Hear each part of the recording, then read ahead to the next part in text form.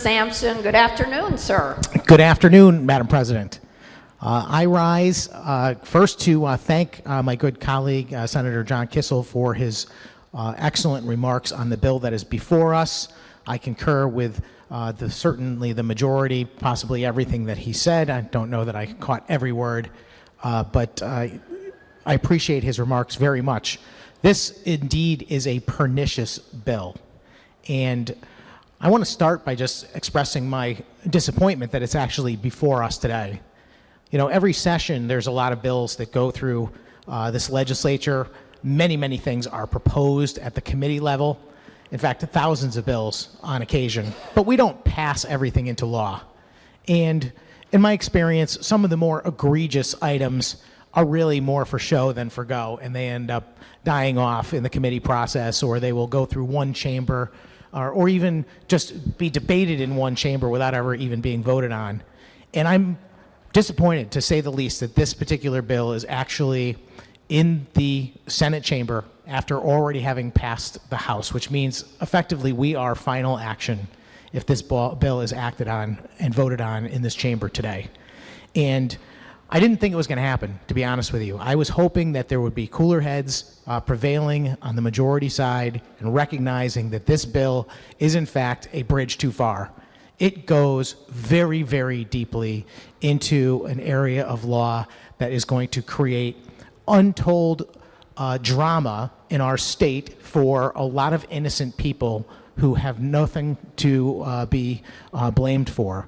It's also going to create litigation in significant proportions. It's going to create costs for taxpayers. It is going to just generally cause problems. And we'll get into the details of that momentarily. The reason why I'm saying all this is because I care about every bit of legislation that goes through this legislature. I take the time to read each and every bill, sometimes to the consternation of the people around me. I can be sometimes frustrating because I will nitpick, you know, page 48, line 17. What the heck is this? Why are we using this word and not that word? But that affords me the ability to recognize things I think that sometimes other folks do not recognize so easily. But I will tell you that, you know, certain things stand out to me more than others. And one of the reasons why I decided to get involved in politics to begin with, and in particular to run for the office of state representative and then ultimately state senate, and the reason why I'm standing here debating this bill right now is because of my love of this great country and the way our country's system of laws and justice have been written to protect our rights. Senator Kissel did such an amazing job, you know, going through America's founding, the importance of the Second Amendment. I don't want to tread all over that again, but I do want to say that America is a special place, not just because of our system of laws and justice, but because this is the country where we took the notion that everyone is born with innate or natural rights. And among those rights, life, liberty, and the pursuit of happiness, but also this right to self-defense, which is at the heart of what the Second Amendment is. It is this idea that you have a right to protect yourself. And in the world that we live in, sometimes it can be very difficult to protect yourself unless you are properly equipped to do so. Our history, the history of the world, in fact, lays out a series of events that prove this over and over again. And today, the value of the Second Amendment and the right to self-defense is as important as it has ever been. And the idea that somehow our Second Amendment is being put at further risk with the passage of this bill concerns me greatly. And I'm actually thankful that I have the privilege to be one of the people standing in this circle to use my voice to speak out in opposition to it. It's possibly the number one reason why I've gone through all of the difficulties that I've gone through in my political career. all of the thousands of doors I've knocked on, all of the phone calls that I've made, all of the times asking people for a few dollars to support a campaign, all the effort into running for office and working hard to create support and end up in this seat with the right to stand here with this microphone is all in large part just because of the opportunity to speak on bills just like this one. So I'm incredibly appreciative of having that opportunity when it arises, but I'm also just as disappointed and saddened that I need to be here to do that. And I didn't get a lot of sleep last night, which is unusual for me because nothing really scares me about getting up on this floor and speaking on anything, and certainly not on the subject of gun control. But today, there was a lot of weight on me over this past several days knowing that this bill was coming. And I am genuinely, as I said from the start, disappointed that we're actually here and that there's very little besides me and a few of my colleagues that are going to speak on this bill standing in the way of this becoming law in the state of Connecticut. I'll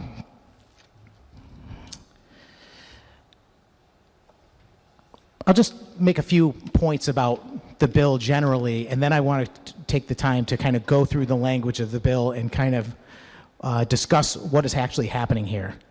As was pointed out, Senator Kissel, like I said, he did a great job laying out the basic structure of the bill. Frankly, this is a very deeply misguided and dangerous piece of legislation. It does not go after criminals. It only attacks lawful business owners. It creates civil liability for manufacturers and retailers based on the actions that they didn't commit, that they couldn't foresee and had no control over. It is in direct contradiction not only to the Second Amendment of our U.S. Constitution, but I believe contradicts our state constitution, and it also contradicts a law that was put into effect by the federal government. I don't have the year in front of me, but it's the Protection of Lawful Commerce in Arms Act, the PLCAA. 2005? At any rate, we're going to talk more about this law going forward. And we're going to talk about why that law was drafted to begin with. And we're going to question why the state of Connecticut thinks that they know better than the federal government did when they passed that law. Senator Kissel was very kind in his remarks. It's the only place where we might differ is that he said he recognized that this bill may have good intentions. I don't agree with that at all. And I know that we are cautioned in this chamber not to discuss the motivation of legislation. But I can tell you that I see this as a national effort to create a mechanism to effectively litigate the firearms industry out of existence. And it scares me. The thing is, our rights are not something to be toyed with. Our rights are innate. They are natural. They exist whether or not they are recognized by the country you happen to be standing in at the time. They are there whether or not your state government respects them or not. I believe that we have natural rights to life, liberty, and the pursuit of happiness, and a natural right to self-defense. Our system of laws in this country was created to protect those rights. We all swear an oath, both to our state and U.S. Constitution, that we are going to defend those rights.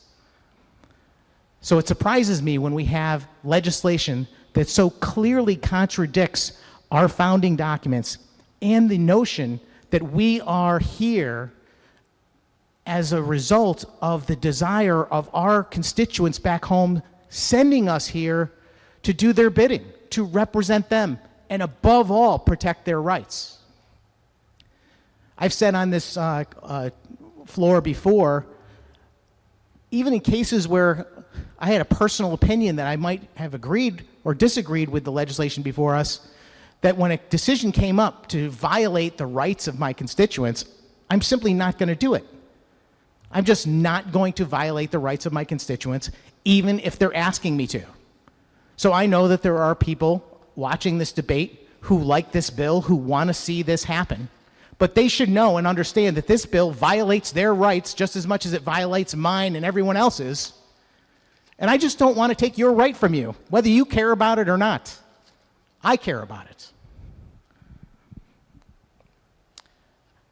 This bill contains vague and subjective terms like reasonable control and reasonably foreseeable. It's going to create effectively a dream for trial lawyers who want to exploit these terms to bring forth lawsuits and create litigation, possibly for the purpose of simply creating harm to the industry in meritless cases. This bill is not about public safety. It's more about politics. It's once again a bill that is wrapped in the notion of gun control and safety of the community that has nothing to do with that. This bill doesn't address criminals. This bill does not make it harder for someone to commit a crime with a firearm. It makes it, in fact, more likely for someone to obtain a firearm criminally to commit a crime. Connecticut already has some of the strictest gun control laws on the books in the entire country.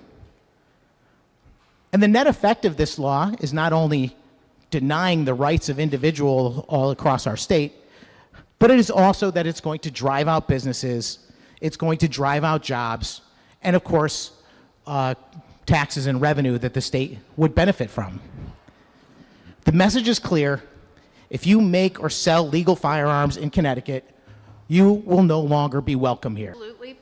Please proceed. Prepare yourself, Senator Winfield. Senator Sampson. Thank you very much, Madam President. So starting at the very beginning of the bill, which is entitled An Act Concerning Implementation of the Firearm Industry Responsibility Act, Firearms Permits and Eligibility Certificates and Self-Defense. And we're looking at a substitute House bill, and this has been amended by a House Amendment A. I believe this bill is around 13 or 14 pages long. And the very first section starts with definitions. And the very first definition starts on line 4. It's firearm industry member. And I notice it includes a long list of people included in this definition. Everywhere from retailers, but also manufacturers, distributors, individual persons, partnerships, societies, everything. There's a long list of folks on there. And I'm curious through you, Madam President, why the long list of entities that are included as firearm industry members? I understand that this bill is divided into a couple of different parts. One of them has to do really with advertising of or marketing of firearms, which might affect manufacturers and retailers, and then the actual sale of firearms, which I assume only has to do with retailers when it comes to the final sale. So what is the purpose of including all these other entities through you? Senator Winfield.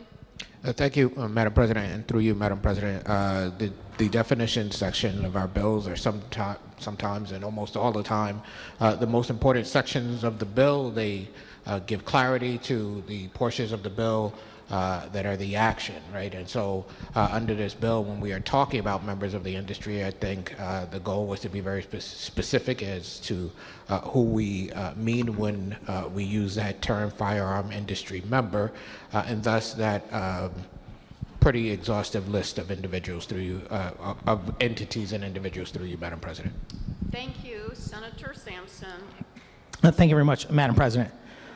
I appreciate that answer, and I don't disagree. And it could be something as simple as the fact that we wanted to make sure that we caught every potential individual or entity that might be involved in a transaction involving the life cycle of a firearm being produced and ultimately sold to a retail consumer.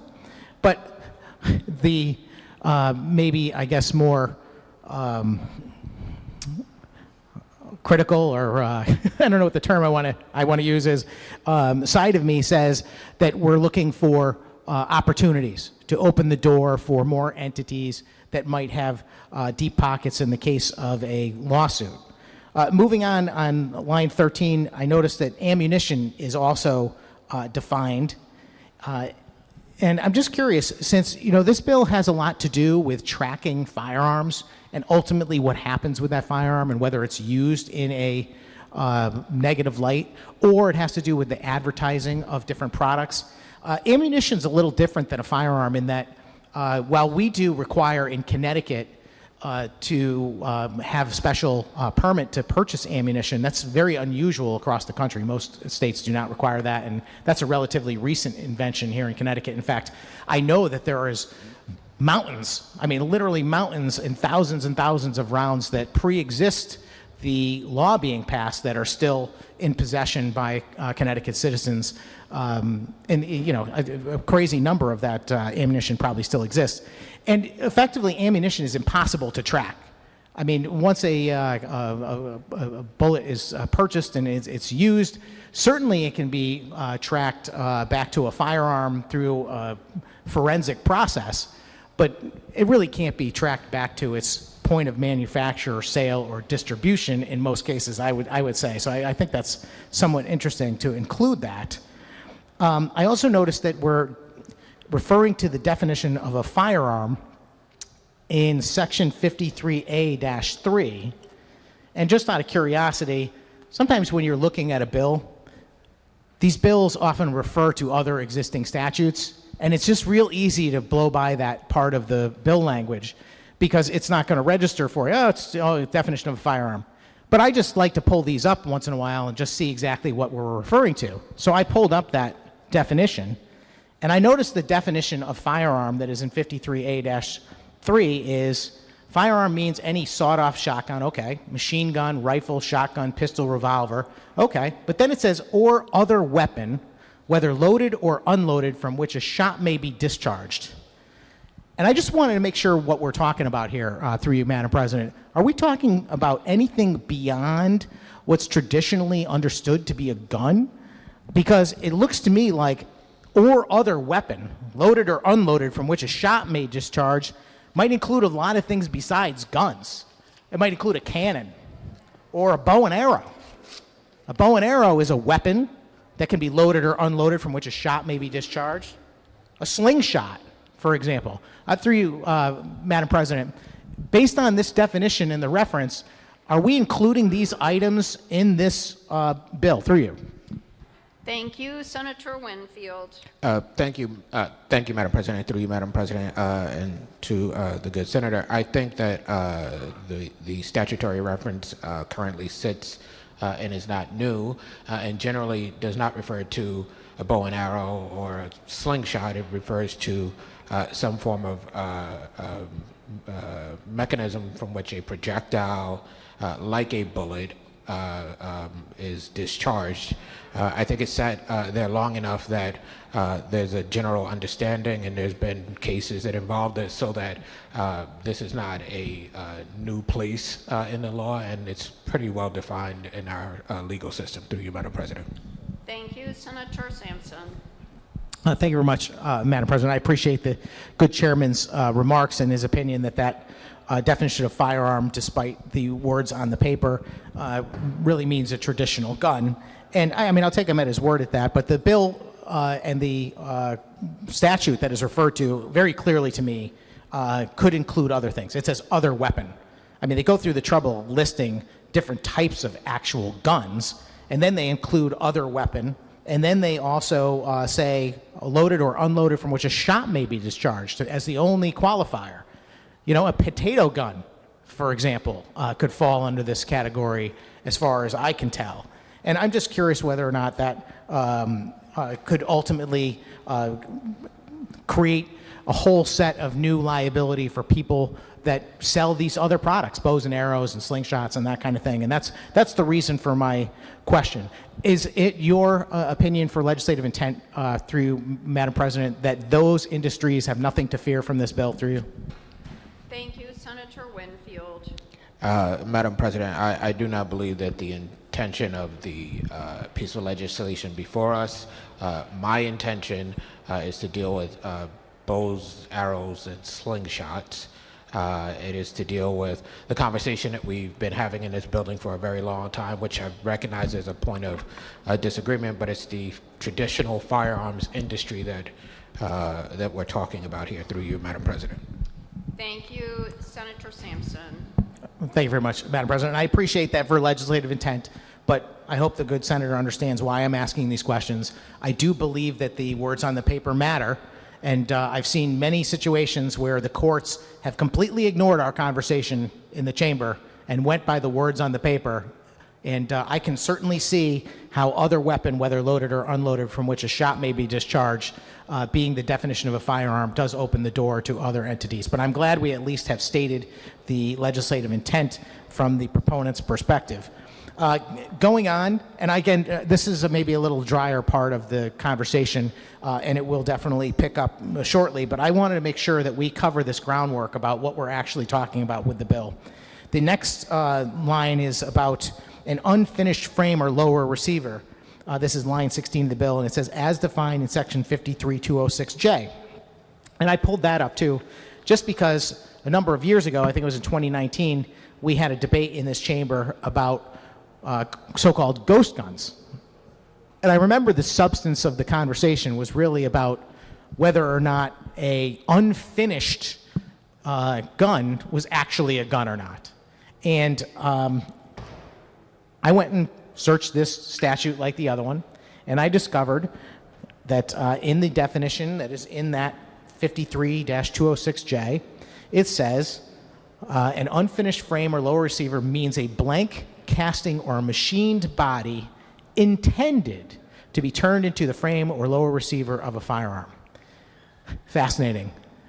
I remember during our debate about ghost guns way back when, I had asked about the big boulder in my front yard, which is probably made of all different types of content and various types of metals. If I had actually intended to take that and break that up into pieces and melt it down and turn it into the lower receiver of a firearm, I think it could fit this definition.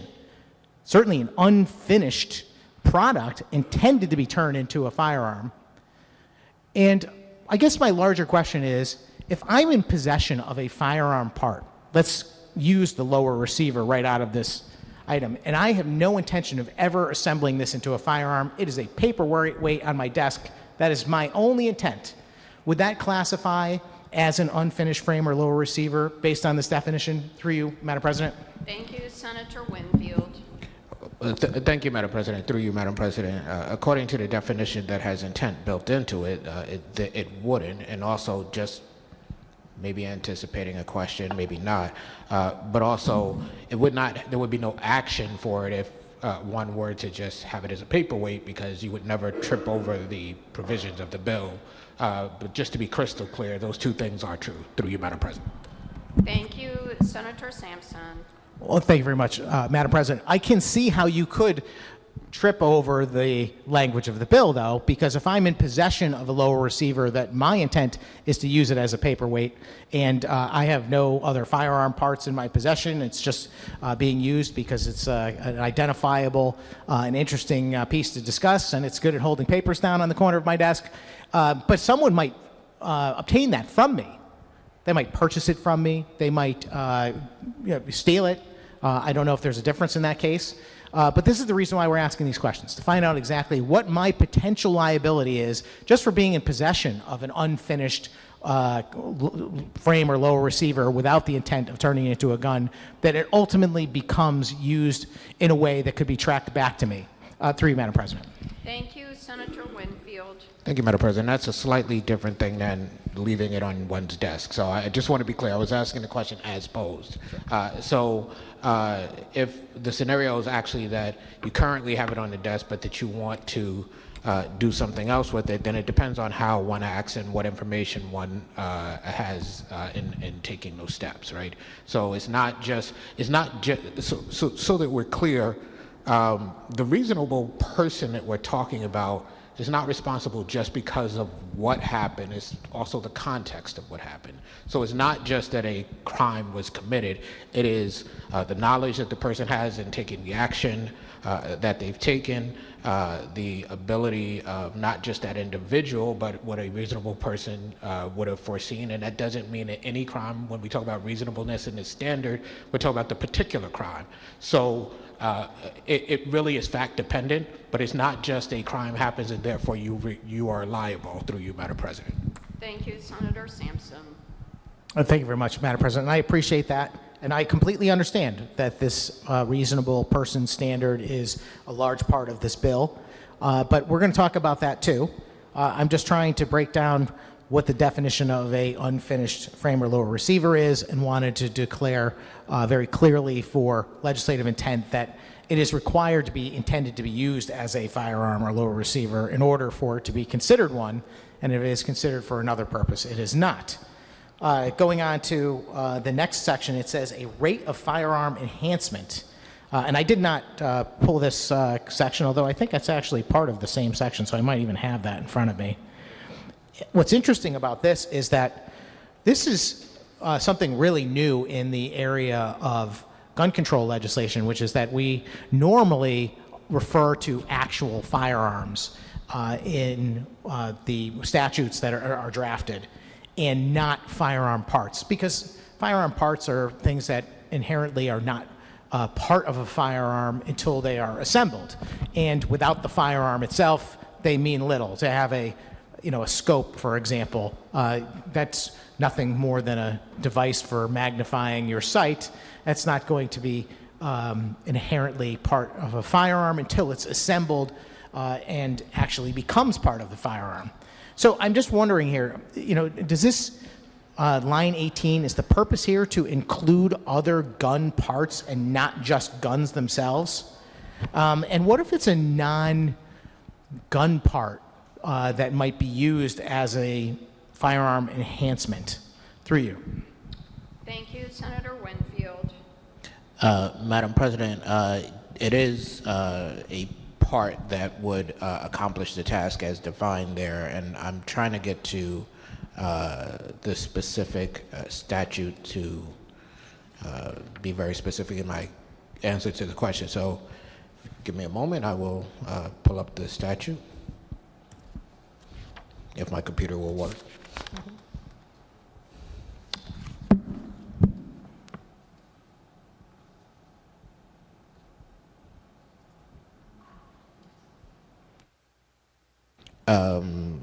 Trying to find it in the statute. It's not in G.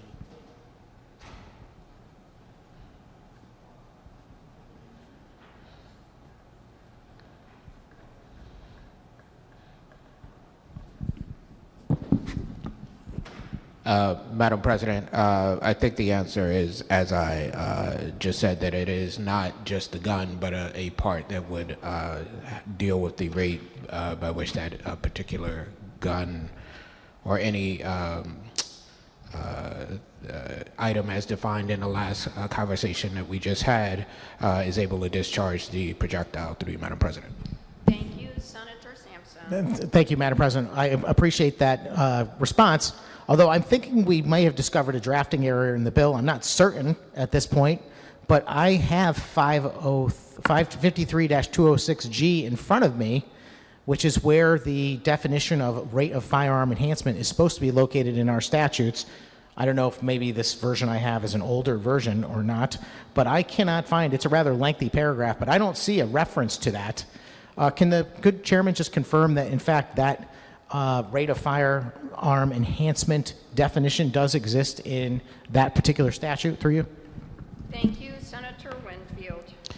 Madam President, Senator Sampson, have to give me a moment. I didn't draft the bill, so I have to go and look at the statute. We will stand at ease briefly, Senator, until you're ready. In sub E, I believe it is. Sorry, I'm doing this.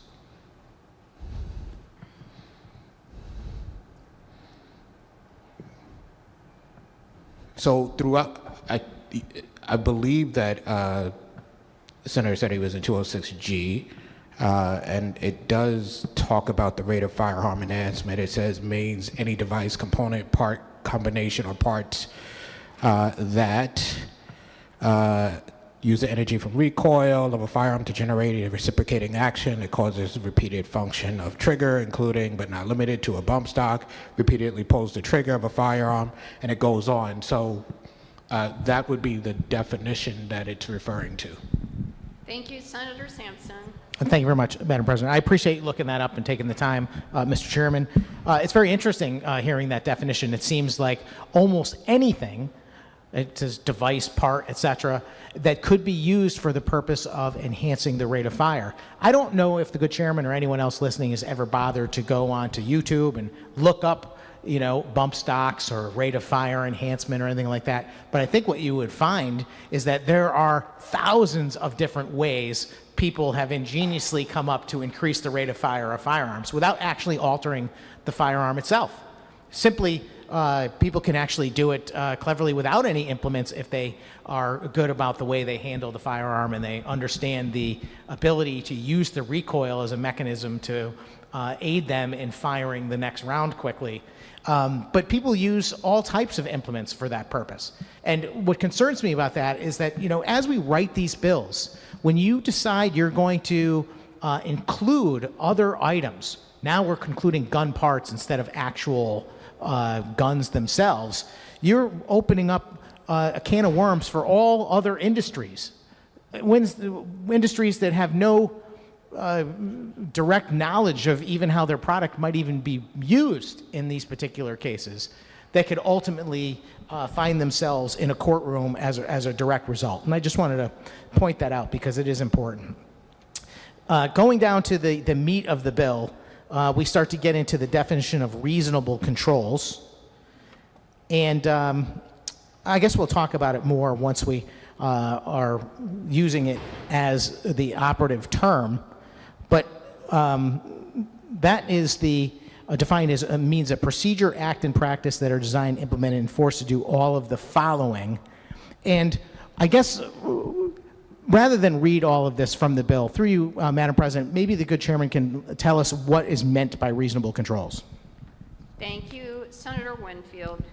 Thank you, Madam President, and through you, Madam President. I think to kind of answer in the way the question was asked, I think the essence of what is being attempted here is to make sure that the firearm industry member is doing all that they can to make sure that the preventive measures, for instance, that they are able to do, that the precautions that should be taken are in place, and that they do these in a timely fashion. And as we think about what these things are, again, context becomes important because it's not just anything that could be done, but things that this particular firearm industry member could do, given the resources and knowledge that they have through you, Madam President. Thank you, Senator Sampson. Thank you very much, Madam President. I appreciate that answer. Reading from the paragraph, it basically says that the responsibility is to prevent the sale or distribution in our state of a firearm industry product. So we already described firearm industry product as a whole bunch of different things, including all the things that we've already mentioned, maybe even items that are actually not even firearm industry products based the way they're defined in other statutes. And to a straw purchaser, which would already be a crime, to a firearm trafficker, which would already be a crime, a person prohibited from possessing a firearm under state or federal law, which presumably would be discovered through the already required and lawful process of getting a NICS background check, or a person about whom a firearm industry member, this is the part that really gets me, reasonable cause to believe such person is at substantial risk of using a firearm industry product to harm themselves or another, or possessing or using a firearm industry product unlawfully. That is a pretty remarkable definition. Because now what we're saying is not just that this person has to not sell guns to somebody who is a straw purchaser, if they are aware, or has reasonable cause to believe, or a firearm trafficker, or a person who's prohibited under law, which I'm guessing they would probably figure out through the background check. But now we are adding this additional responsibility. So I'm a guy who works in a gun store, and my job is to deal with customers all day, and they're coming up to me and they're asking me questions about different firearms, and we get to the point of a sale, and for years I've been following the law. I'm going through a background check. This is now asking me to take several additional steps. I have got to be asking myself whether or not I have any reasonable cause to believe Not just whether this guy is going to go do something completely insane and crazy, which I think would be difficult enough because I don't know that we can ever predict that, but merely that this person is at substantial risk of using a firearm industry product to harm themselves. I don't know that people generally give that away, or harming another, or possessing a firearm industry product unlawfully. So, based on this definition, I don't think it even means the firearm that we are in the process of consummating a sale on. It just means that I have to understand that I have reasonable cause to believe they might have another firearm industry product unlawfully. I guess that what that means is that maybe that person, if I had reasonable cause to believe that they owned a bump stock based on our conversation in the store, whether or not, if that customer asked me whether the bump stock would fit a particular firearm or something like that. Is that a good example through you, Madam President? Thank you. Senator Winfield. Thank you, Madam President. Through you, Madam President. I won't classify whether it's good or not. It's a perfectly reasonable question.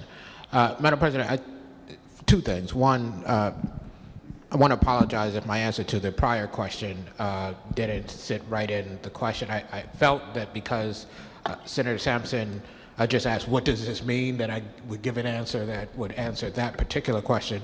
Also, Madam President, I think in terms of the last part of the section that we're currently in, I think that all kinds of customers say all kinds of things as transactions are happening, and sometimes there's a relationship that's already established and people know more than it would know if I walked into the store and had never walked into the store before. But also people at that point sometimes when they are distraught will say things that folks in the desire to have a sale will ignore. And I think there is a reasonable assumption that those things should not be ignored because there's information that we have that would allow us to know that things may take place, including harm to oneself or to other folks, or even, as the good senator was talking about, that people might be in possession of things that in this state you're not allowed to have. Through you, Madam President. Thank you. Senator Sampson. Thank you very much, Madam President. You know, I started my remarks today by talking about how this bill had the very vague terms associated with it throughout. Vague enough you could drive a litigious truck through, in my view. You know, the notion of saying that this firearm industry member has this reasonable cause to believe. What's a reasonable cause to believe? I mean, at what point is it out of bounds to suggest that there is a potential that somebody might use a firearm industry product to harm themselves or another, or possessing or using a firearm industry product unlawfully? How exactly is the store clerk supposed to know this? And more important than that, as we will discover, this bill ropes in not just that person that is selling the firearm, but maybe somebody who repairs a firearm, the manufacturer, the distributor, everybody along the way can be ultimately tied up in this, all based on this notion of a reasonable cause to believe. I mean, just like a vehicle or a hammer or some bleach or anything that may have the inherent ability to cause harm, accidents will happen. People get into car accidents every day. As was pointed out, there are probably more people killed by automobiles than there are by firearms. So the fact of the matter is, if a car salesman has reasonable cause to believe that somebody might get into an accident, I mean, are they not supposed to sell them the car? I mean, they must realize if they sell 5,000 cars over their career of 20 years, that one of them might get into an accident, right? So is that a reasonable cause? Is it reasonable cause to suspect that a firearm at some point in its life might end up in the wrong hands? And would that be put back onto the store clerk, is my question, through you. Thank you. Senator Winfield. Thank you, Madam President. As I said in a prior answer, it's very fact specific, so it's not just anything that could happen. And also, there's this notion that the firearms industry is being treated differently. That is correct. The firearms industry has a piece of legislation that was passed that gives them immunity that other industries don't. If we brought up automobiles and you brought up automobiles and we talked about would we do this to automobiles, yes, we in fact would. There are class actions against automobiles for actions of the driver. If a driver gets into an accident because they have a DUI and there's a causal connection between that driver's action and the automobile itself, participating in that, yes, a case can be brought. But with the firearms industry, it's a different thing. And so what this piece of legislation is saying is we should, in fact, have moments at which the actions of the industry are such that you can deal with this. And when the legislation was passed, the federal legislation, just to be clear that we are not unconcerned with the federal legislation, there were exemptions placed in it. Knowingly selling to someone for the use of a crime, breach of contract, a defective design, were exemptions built into that piece of legislation. So the piece of legislation that's before us now is sitting exactly in that area. So I just want to be clear about what we're doing here, Madam President. Senator Sampson. Thank you, Mr. President. I want to thank the good chairman for his answer, because in his response, I don't know if he was paying attention to his own words, but he mentioned the word knowingly. And that's precisely the point, is that this bill doesn't say knowingly. It says reasonable cause to believe. Those are two entirely different things. If I actually know, because somebody walks into my store and says, I'm going to use this firearm in a crime later today, that's a much different thing than whether or not someday down the road, who knows, years later, someone might say, well, that store clerk should have had reasonable cause to believe that something was going to happen years later, based on whether or not certain comments were made or anything about the other part of the transaction. And I'll also point out, by the way, and not to create a dispute over it, but automobiles and firearms are totally different things.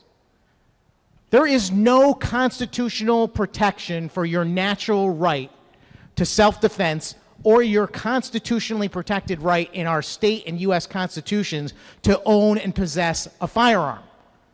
That is different than a car, frankly. So, in my view, if you're looking at the potential of violating someone's natural, inherent, constitutionally protected right, the standard by which you have to meet before you can do that should be that much higher. So, I have an amendment, Mr. President. Since we had this conversation, let's do it right now. This amendment is LCO 9668. I ask the clerk to please call the amendment, and I be given leave of the chamber to summarize. For the clerk, please call the amendment.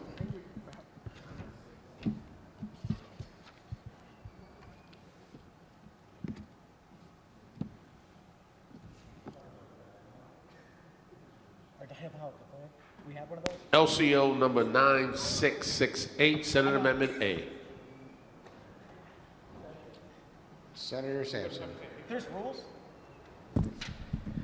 Mr. President, the amendment that I've just had the clerk call is a very simple amendment. It says, in line 29 of the bill, what we were just discussing, it would strike the term reasonable cause to believe and instead insert the term actual knowledge. The effect of this amendment is quite clear. It would limit the exposure to the store clerk, and who knows anyone else that might get roped into a lawsuit down the road, to something much more actually reasonable, frankly, which is something that they actually knew, that they could actually be accountable for. Not that we were supposed to suppose that they should have known, which in my view is ridiculous. You cannot threaten an entire industry, someone's livelihood, something that they've invested everything about their financial situation in life into, over whether or not they had reasonable cause to believe that is up to a court someday down the road. Actual knowledge is a much better standard in this particular case. I move adoption. I'd ask for a roll call vote. Roll call will be ordered. Will you remark further? Senator Winfield. Thank you, Mr. President. Good to see you, Mr. President. Mr. President, I Well, I'm already standing. I stand in objection, Mr. President. I think we use this standard in other places. I think, as I described it, it doesn't function the way that Senator Sampson is suggesting it did. I recognize there's a point of disagreement, but I stand in objection to the amendment before the chamber. Thank you, Mr. President. Thank you, Senator Winfield. The questions on adopting the amendment. Will you remark further? Will you remark further? If not, staff and guests, please come to the well. The machine will be open. Will the clerk please call the roll? Immediate roll call vote has been ordered in the Senate. We're voting on Senate Amendment A of House Bill number 7042, an act concerning implementation of the Firearm Industry Responsibility Act, firearms permits and eligibility certificates, and self-defense as amended by House Schedule A. We are voting on Senate Amendment A. We're voting on Senate Amendment A. This is not the bill. We're voting on Senate Amendment A of House Bill 7042. An immediate roll call vote has been ordered in the Senate on House Bill number 7042. We are voting on the amendment. Clerk, please allow us tally. Senate Amendment A of House Bill 7042. Total number voted 36. Total voting yea 11. Total voting nay 25. Absent not voting 0. The amendment fails. Will you remark further on the bill? Senator Sampson. Thank you very much, Mr. President. Yeah, so of course, as I always like to opine after an amendment, I'm disappointed that it failed. I think it would have improved the bill dramatically. I mean, I can see a reasonable argument that if we are aware of some person in the firearm industry who is actually aiding in the commission of a crime, that they should be prosecuted. I'm the first guy to sign up for that. Put a bill in front of me that says that, and I'll support it. This bill doesn't do this. This bill opens up an unbelievable wide range of loopholes to give an avenue for lawsuits to be filed and to be litigated. Whether they're even legitimate suits, they're going to cost money. They are going to have the effect, the impact of actually harming that industry because they will be constantly on the defense. And there are advocates, there are attorneys in this state, we know, that are committed to take their own financial risk to pursue these lawsuits because they have a desire to terminate the lawful firearm industry. And this is a gift, effectively, to them by giving them the tool they need. Just like an automobile is a tool or a firearm is a tool, well, the law can be used as a tool also. And that's what I fear here, is that this law is being created to be used as a tool in the effort to create lawfare against an entire industry by willing participants. All they need is the mechanism that allows it to happen. And this is what this bill is. This bill is not as it's being portrayed. It is not a desire to get at bad actors. If it was, it would specify that we're going after bad actors or actual criminals, but it doesn't. We're going to try and get someone on the fact that they should have had reasonable cause to believe. And later on, things that are reasonably foreseeable. And they should put in reasonable controls. All of these things are up for grabs in a court of law later. Well, the court didn't think that was a reasonable set of controls. All in hindsight, maybe years after the thing actually happens. So actually, let's talk about that for a second. The timeline, Mr. President. I noticed that in this definition, and I don't think it appears under the Section 2 part of the bill, which we're going to get to also, which is really the meat of the bill, which we're still talking about the definitions here, but the definitions come up first with these terms. I don't see a timeline. I don't see that there is any sort of restriction on when the activity that should have been reasonably caused to believe, et cetera, could have occurred. So through you, Mr. President, is it possible, once this law passes, for someone to succeed in a lawsuit in a case where this firearm was already sold many, many years in the past? Through you. Senator Winfield. My answer is going to sound like I'm avoiding the question. I guess I'm actually calling for more specificity. I that is so broad that I don't know that I can answer that question. Through you, Mr. President. Senator Sampson. Thank you, Mr. President. I'm not trying to make it too hard. I'm just trying to create some legislative intent here so that we know and we can give guidance to the court later on how to proceed in specific circumstances. Let me ask a different question first. One of the things that we discussed very briefly, but we didn't really get into, was the idea that maybe and there's a lot of other examples of this. We keep going back to the gun store clerk who's on the front line with the customer, but there's other examples too. But let's continue to use that for the sake of argument. If the gun store clerk has an actual knowledge of the customer, they know this person, would that create a greater likelihood that later on, if an incident occurred and a lawsuit was brought up about the transaction that they participated in, that gun store operator or clerk should have had a greater reasonable cause to believe, through you? Senator Winfield. Thank you, Mr. President. Through you, I don't think the standard changes just because of the knowledge of the person. I know a lot of people, but I don't have the particular set of information that would give me reasonable cause to believe anything. So I think the standard is the standard. Knowing someone may in fact mean that you actually have information that would put you in that, but the mere fact of knowing them doesn't necessarily do that, through you, Mr. President. Senator Sampson. All right, thank you very much, Mr. President. I'm going to, I'll take that as an answer for the time being. I may revisit this concept when we get to Section 2 of the bill, where these terms are implemented in the actual policy of the bill rather than just the definitions. But for now, I'm trying to get a basic understanding of what definitions are being used in that section. And I guess I'll come back to the whole timeline issue as well. Let's skip ahead to Section B, lines 33 to 35, which says that one of the obligations of the firearm industry member is to ensure compliance with some sections of current law, 29-28, 2936F, and so forth. I know that these are permitting statutes.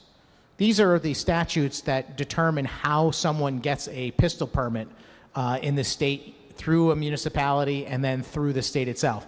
And I'm just curious on what role a firearm industry member has in any of that, since those permitting process doesn't have anything to do with those individuals. Through you.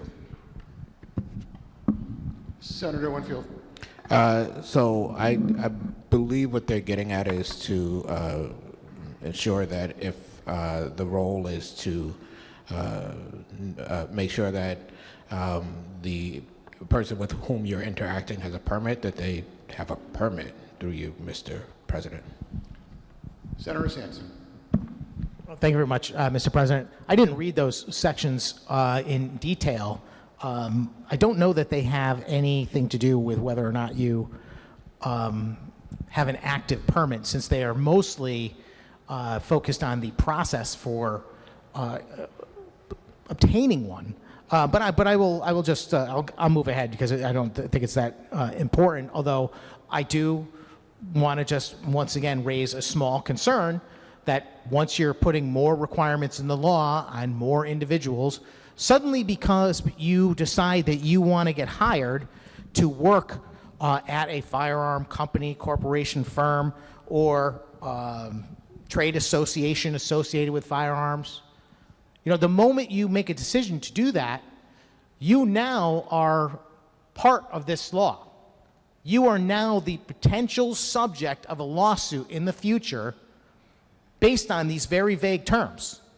And this section is just another example of you have an obligation to ensure compliance with all of these statutes, 29-28, 2936F, 29.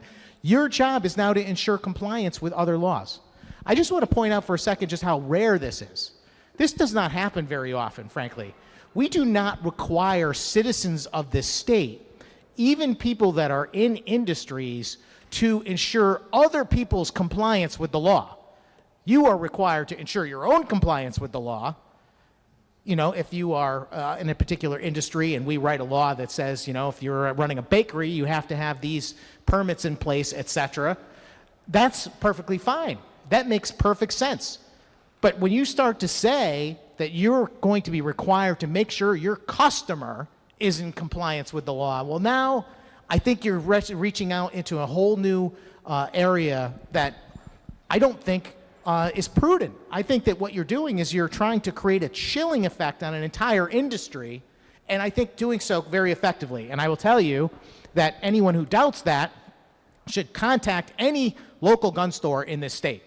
Because I can tell you, I've talked to a number of these folks, and they are scared to death of this bill.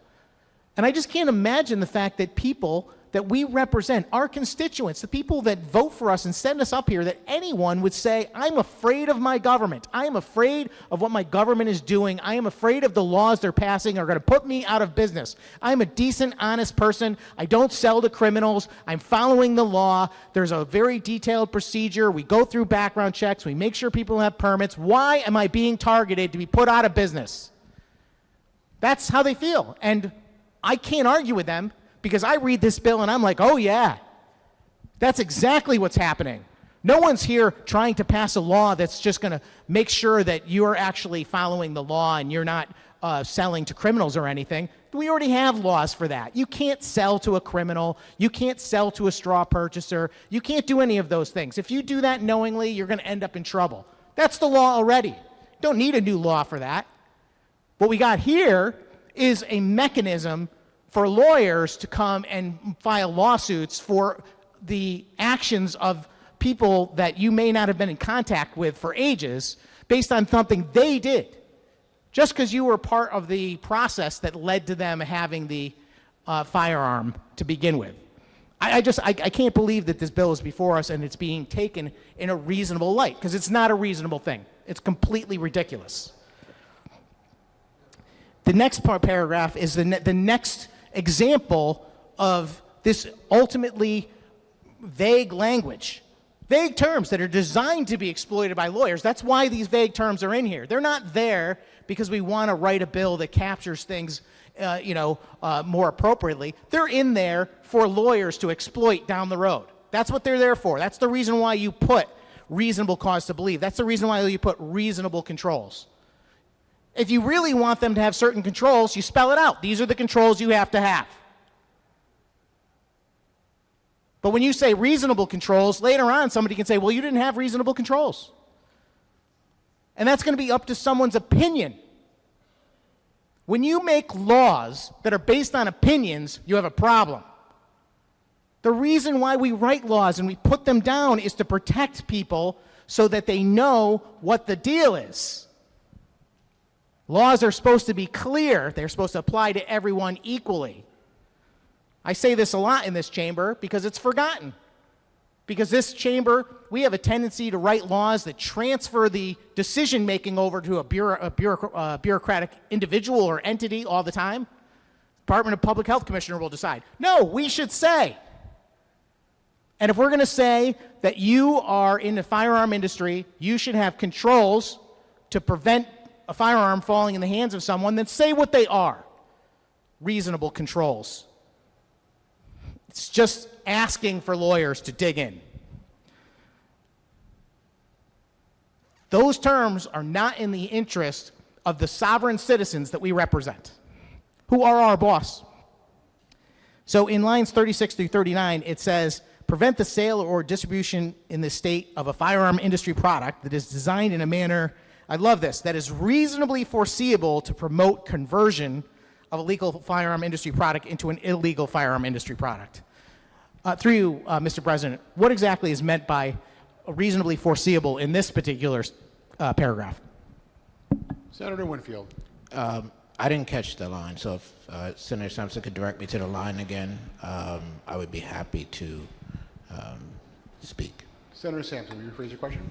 Certainly. Thank you, Mr. President. This is in subsection C of section 1. It starts on line 36 through 39. Reasonably Senator? foreseeable appears on line 37. Senator Winfield. I I think what it traditionally means, and as it relates to the bill before us, is that an individual having done whatever due diligence they should be doing, given the position that they have, would be able to see that particular set of events or actions taking place. It's a legal concept that already exists through you, Mr. President. Senator Sampson. Oh, thank you very much, Mr. President. Can I get an example of a firearm industry product that would be reasonably foreseeable to become a illegal firearm industry product? Senator Winfield. Mr. President, I'm not the best at coming up with examples like that. Sorry, through you, Mr. President. Senator Sampson. Thank you very much, Mr. President. I got one. A shotgun and a saw equals a sawed-off shotgun.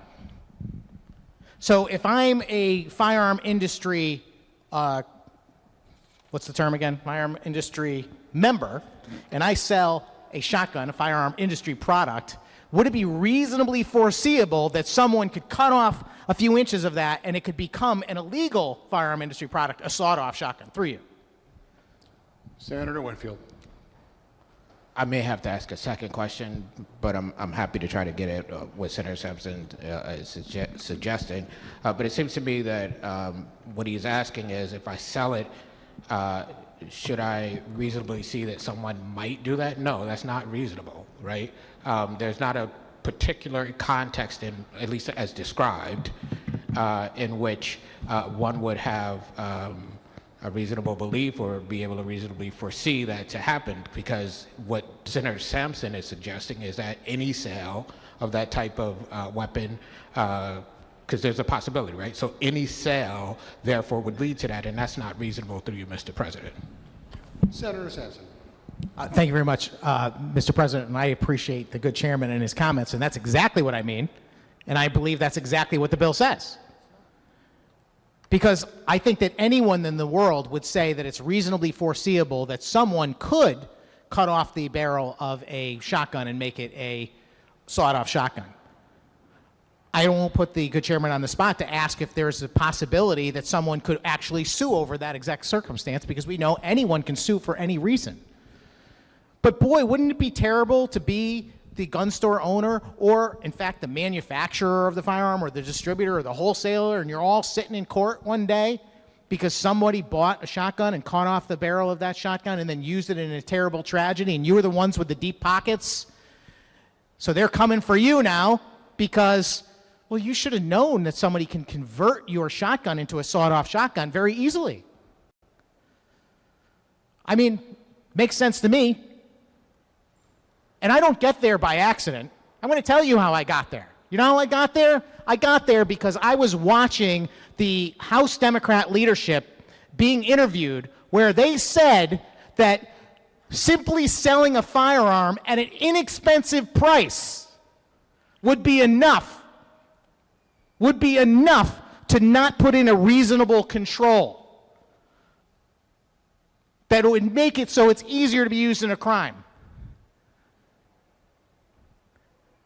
They apparently don't believe that people that are poor should have the right to self-defense or to own or possess a firearm that they swore their constitutional oath to. So I'm not crazy for coming up with this idea that something that is completely obvious and reasonably foreseeable is reasonably foreseeable. It makes perfect sense.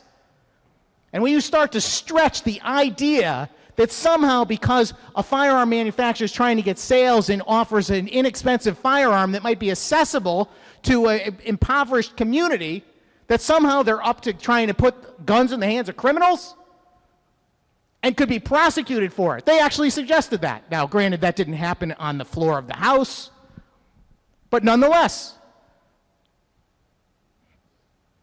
it happened. And what happens in this chamber and the niceties that we're engaged in and the very respectful debate that the good senator and I are having, and his opinions and impressions about what the language means and how reasonable cause to believe, that's all great, and I believe him, and I'm sure he's sincere. But at the end of the day, that's not what's going to happen in the real world. What's going to happen in the real world is that people that are up to no good, who have a desire to terminate the firearms industry because of their own ideological belief system, are going to use this as a tool to do so. Mark my words. That is what will happen when this bill passes. Let's talk about Section 2. Section 2 is actually the meat of the bill. I feel kind of bad that we got off track a little bit talking about the definitions because those terms are so important. And now we're going to see just how important they are and the way they fit together in the language of the bill. We're not allowed to read in here. I know we've been kind of like reading bits and pieces of sentences. It's important to do that. But I mean, really, if anyone has the time, call this bill up on the CGA website and just read Section 2, start to finish. It's like 3 paragraphs. It's shocking how broadly written this is. There's no reasonable person, here I am using that standard, that's going to look at this and say that they're not purposely trying to set up the firearms industry to get sued. That's what's happening here. This bill says a firearm industry member shall establish, implement, and enforce reasonable controls. Remember a minute ago I said, if you really want to have controls, tell them what they are. Put them in the law. These are the controls you must have. You must track the information from the person that's buying the firearm. You need to ask them the following questions. Incidentally, I want to let you all know that we do all that already.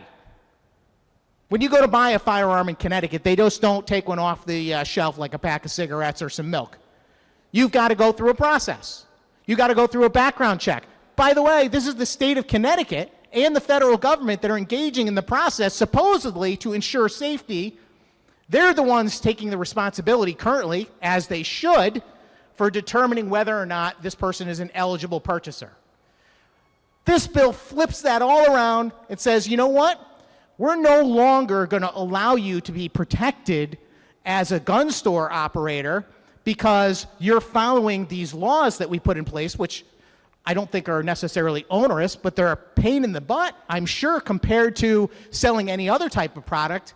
But they go through this process because that's the legal way to do it, and that's the way that ensures that they are protected, that they've done everything correctly.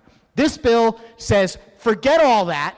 It doesn't matter whether you follow any of that protocol because we're not going to measure whether or not you did your job based on whether you followed the law and the protocol anymore. We're going to figure it out later when somebody sues over something, whether or not you had reasonable cause to believe or you put what we think is a reasonable control in place. It's crazy. It is just asking for lawsuits. How does a gun store firearm industry member, I got to remember that, FIM, firearm industry member, I'm going to try and stick to that. How does a firearm industry member not only establish controls that they know are going to be satisfactory in the future, but also implement and enforce them through you, Mr. President? Senator Winfield.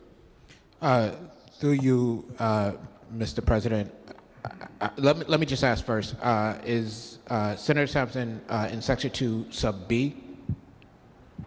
Senator Sampson. Through you, Mr. President, I am on the very beginning of Section 2, lines 45 through 47. Senator Winfield. Yeah, but I guess there's a whole section that connects to that. So let me say this. I said earlier that in answer to one of the questions that what the firearm industry would be doing is looking to put in place, and it depends on what part of the industry you are, whether you have to do some or all of these things, but put in place controls as earlier defined in the bill that are preventative measures from certain actions being taken dependent upon what part of the industry they're in, have precautions, and make sure that all of these things are done timely. How does one implement them? Well, it depends on the actual question at hand. So it's a little bit difficult to answer that question. But if it's a gun store owner, they implement it by the policies that are in that gun store, right?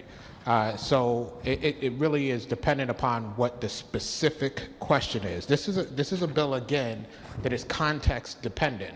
And so asking questions, and I don't mean to talk about how you are asking questions. But so asking questions that in general are a little bit difficult to answer. But I'm happy to do the dance and walk with you through it. Through you, Mr. President.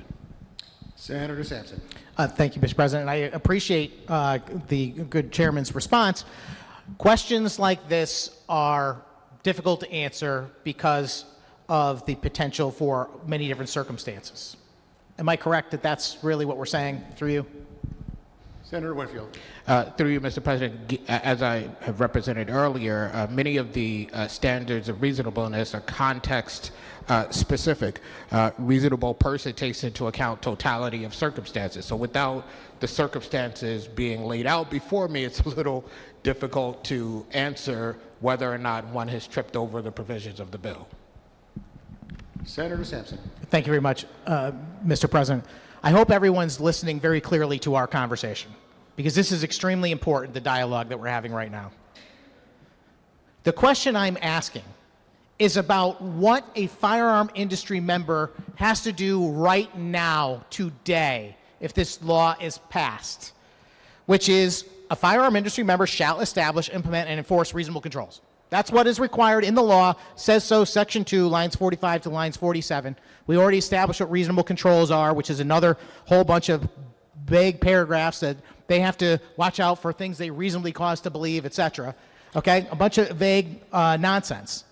And what I'm being told is that it's hard to answer that question because the whole thing is subjective. We need the whole context. The reasonable person, we need the whole context. Well, the whole context will not appear until later when there's a lawsuit, when someone says that this person failed to put in reasonable controls and they didn't recognize someone they should have reasonable cause to believe, right? Reasonable cause to believe would do something criminal with a firearm, right? So the question is about today, though. You are putting the actual firearm industry member in this position today. We're not figuring it out. They are in this position. They have to decide. When this bill passes, Joe's gun shop down the street is going to have to say, well, what am I going to do to comply with this bill? What controls am I going to put into place? There's no direction here. There's no actual controls that are specified for that gun store firearm industry member. You know, it's completely subjective. And we just established that you can't possibly know until the future when something happens. It goes on to say that no firearm industry member shall provide a firearm industry product to another firearm industry member. Okay, so now this is now between a gun manufacturer, distributor, wholesaler, okay, to another firearm industry member, which could be another wholesaler, distributor, etc., or a retailer. No firearm industry member shall provide a firearm industry product to another firearm industry member when the firearm industry member has reasonable cause to believe that such other firearm industry member is engaged in conduct that is in a violation of this section. Why, again, in this particular situation, are we using the term reasonable cause to believe? Why wouldn't we actually just say it's a crime to sell a gun as a wholesaler or distributor to a retailer or another wholesaler or distributor if you know that person's engaged in crime? Instead, we are going to put it up if they had reasonable cause to believe, which someone else will be arguing over later. Through you, Mr. President, is there a reason why we're using reasonable cause to believe again? Senator Winfield. Thank you, Mr. President. And through you, Mr. President,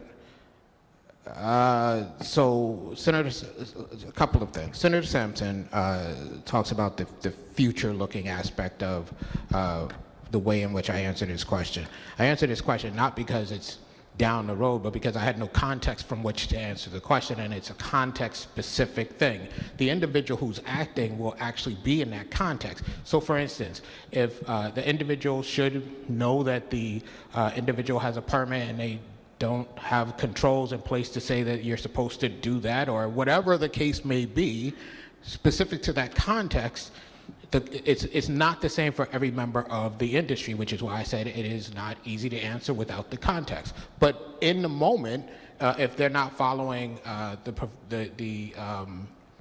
standards that they would have within their portion of the industry, then it's not actually that cloudy. But I can't prognosticate what situation we're going to be in. So if Senator Sampson wants to give me a specific situation, I would be happy to opine on that specific situation. But it's not just because there's some future-looking point at which we will apply what he suggests are unknown definitions. The definitions are clear. I get that we may not agree that we like those definitions, but they're clear in the bill. They're written in the bill. They sit there.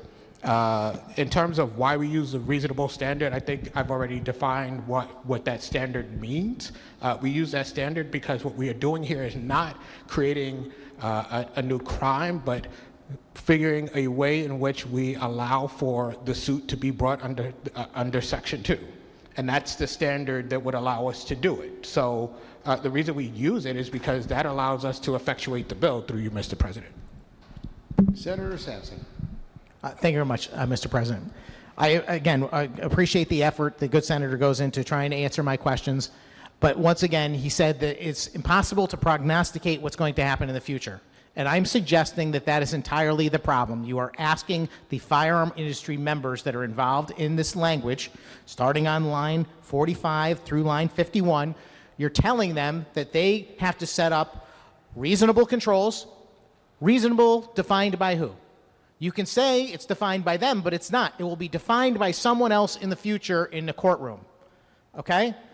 And they have to establish those reasonable controls that they don't know what they are, because they're not really established by them. They'll be established by a courtroom later. Implement, same thing. You have to implement reasonable controls that you don't know what they are. And then you also have to enforce reasonable controls that you don't know what they are. And I understand what the senator is saying, that this is context dependent. And I get that. We don't know the context. I'm a firearm industry member. I'm engaged in commerce with my colleagues, other industry members every day, with the public. I don't know what's going to happen. I don't have a crystal ball. I cannot predict whether someone's going to do something or there's an accident that's going to occur. I have no idea. So how can I possibly know whether I've put in reasonable controls? I can't. There is no way for me to know. No matter how many controls I put into place, the only control I really have is to simply stop. I'd have to stop all commerce with my colleagues and the public. I'd have to, because there's no other reasonable control to suggest that you can prevent anything from happening. And that's what this bill requires. It requires someone to put in controls that will be determined whether they were reasonable later based on context that hasn't occurred yet. It's unfair to do that to anyone. And to do it on a standard where you have to actually make a deduction about the other person in your transaction, right? So the firearm industry member has to actually be looking at his customer or the wholesaler or distributor and saying, do I have reasonable cause to believe that if I make this transaction, that this person's not going to engage in some criminal behavior or lead to some sort of event where I might be liable? How do you do that without knowing what's going to happen in the future? And the answer is you can't. You can't. And I'm going to say one other thing here that is even more provocative than all of this, which is now you've created a situation where you're asking that gun store owner, firearm industry member, wholesaler, distributor, whoever, you're asking them to discriminate now. You're asking them to start weighing whether or not they want to serve another customer. Because now they have to look at people differently. They have to decide whether this person's actually a risk to transfer the firearm to. So you're creating a situation where you're going to force people in this industry in order to protect themselves based on the unknown to go ahead and actually discriminate against people. I find this, again, without repeating myself, it's over the top. Let's just move on. We're going to talk about a whole different concept now, which is subsection C of Section 2, which is no longer about actually selling a firearm to a customer or transferring it between wholesalers and things like that. This is about marketing and advertising. Now it says, no firearm industry member shall purposely knowingly, thankfully knowingly is there, direct its advertising, marketing, and promotions of firearm industry products in the state in a manner that it knows would promote unlawful sales, promote unlawful use, or promote unreasonable risk to public safety. The problem with this is that who gets to decide what is unreasonable? Three of you. Thank you, Senator Winfield. Madam President, I think we, again, it's always going to be this way, a couple of things. So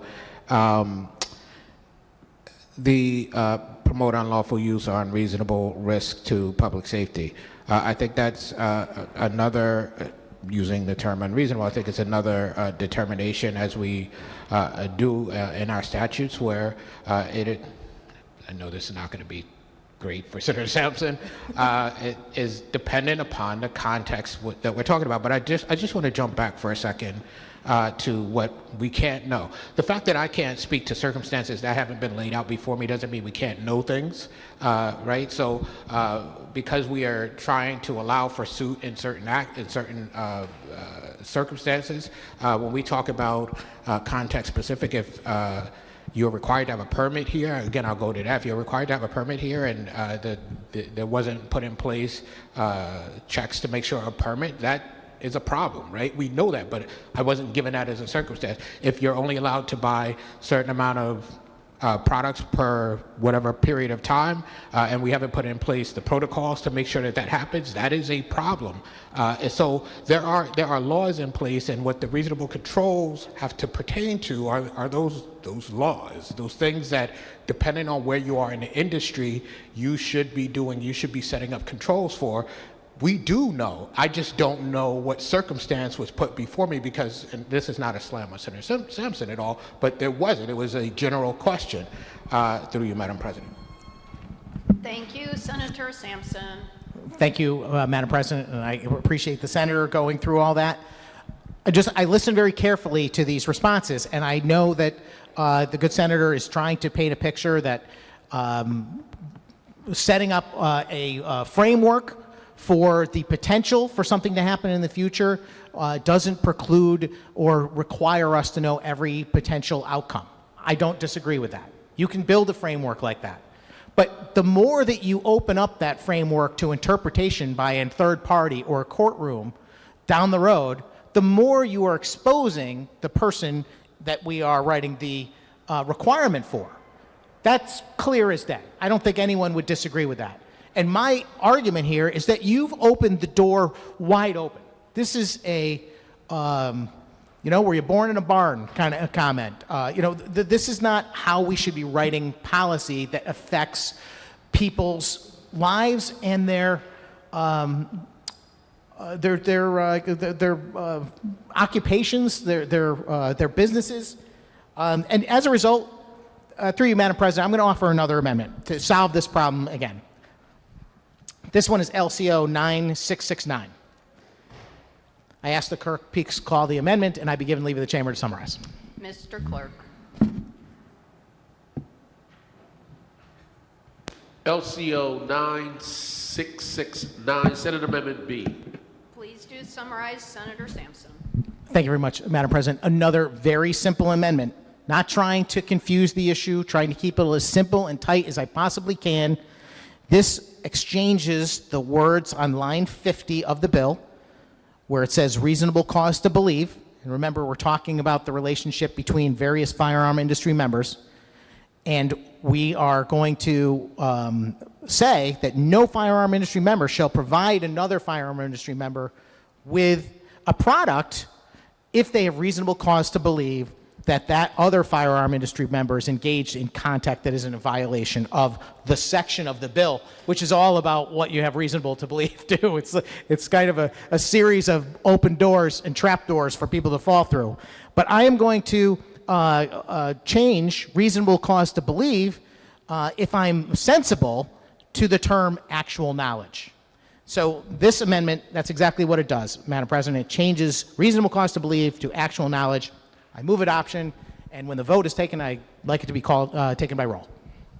And we will have a roll call vote. Will you remark on the amendment, Senator Winfield? Thank you, Madam President, and through you, well, it's not actually to Senator Sampson. Madam President, I rise in objection to the amendment. I've several times stated why I believe that we use reasonable cause to believe here, and I would urge members of the chamber to follow me in voting against the amendment.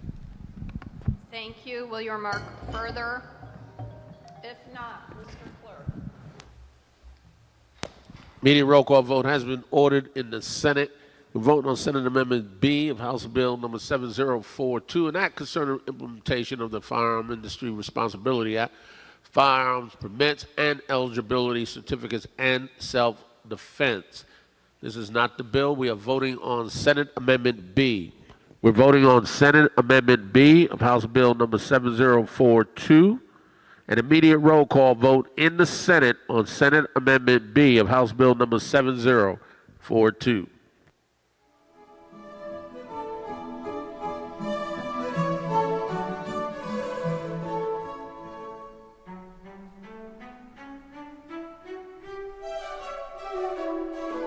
Senate Amendment B, House Bill 7042, total number 136, total vote yea 11, total vote nay 25, absent not voting 0. Amendment fails. Will you remark further, Senator Sampson? Thank you very much, Madam President. Again, a change in that sentence would go a long way to making this bill more reasonable. And forgive the pun for trying to replace reasonable with actual knowledge. If you want to actually prosecute people of a crime, it's helpful to know that they actually committed a crime. You shouldn't be trying to find a way to say that they simply violated some requirement that they acted reasonably in the past. And that's what's going on here. And it's happening over and over throughout this bill. I have a lot to say about Section 2 in general, but before I do that, let's tackle the next section, which I started to allude to, which is no longer about transferring firearm industry products. This is about marketing and advertising. And I had asked before the previous amendment about the language that says promote unlawful use or promote unreasonable risk. You know, to say you're not supposed to promote unlawful use is a legitimate thing. You can say that. This person committed a crime because they promoted the unlawful use of a firearm industry product. I got no problem with that. But when you say this person is guilty because they promoted unreasonable risk, now you're saying, well, who's going to decide that? According to whom, I guess, is the question. Many would say, maybe some people watching this today would say, the very existence of a firearm poses an unreasonable risk. Who's to say that those aren't the people on the jury deciding a case in the future? You can't set up a situation where you have a known quantity of doubt about whether you can apply this law fairly and equally. And the known quantity I'm talking about is all of it. We don't know anything about whether we can apply this equally in the future. So I know that the good senator said over and over again that a lot of this is context dependent. And I've tried a few times today to put different examples on the record to find out exactly how the majority might view those and give us some direction for the future in case these things actually happened. And it's been difficult so far to kind of get us on the same page. But maybe the advertising and marketing piece is a little easier to frame since we can just come up with a few examples. And I'm just curious whether or not if someone used in their advertising for a firearm, they said, this firearm is deadly accurate. If they said that, quote unquote, would that constitute promoting unreasonable risk as it says on line 55 of the bill through you? Thank you, Senator Winfield.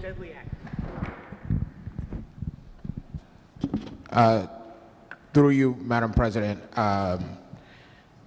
I hate to disappoint Senator Sampson, but I think those words alone doesn't necessarily do that, but it does matter the context in which those words appear in that advertisement, Madam President, because if, for instance, those words appear in a way to suggest that it could be used in a manner that it's not supposed to be used, then sure, through you, Madam President.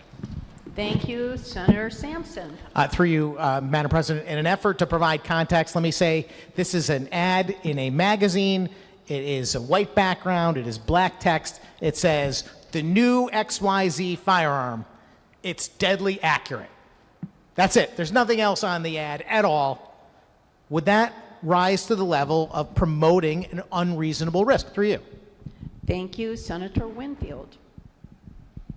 Madam President, that alone likely doesn't, but it's one of those things where I don't know what else may be part of. So for instance, it could, right, if the company had been in other advertisements that are tied to that advertisement, because advertisements aren't always singular, and other advertisements that are tied to that advertisement suggested that their weapons could be used for things that they're not supposed to be used for, and then they put forth an advertisement that said deadly accurate. So I know, I'm doing this dance about the specific context, but I think I've tried to genuinely answer the question that if it just lays there, perhaps it's not, but it does depend on circumstances that are in play. Through you, Madam President. Thank you, Senator Sampson. Thank you very much, Madam President. I hope folks were listening. And again, I don't mean to put the good senator on the spot, but he could not come up with a clear answer. He said it likely doesn't, then he said it could, then it depends on whether there's other ads. And those are perfectly acceptable answers. There's nothing wrong with his answer, but it is precisely my point. How can you write a law where you're going to create liability for a firearm industry member for putting out an ad where they can't know?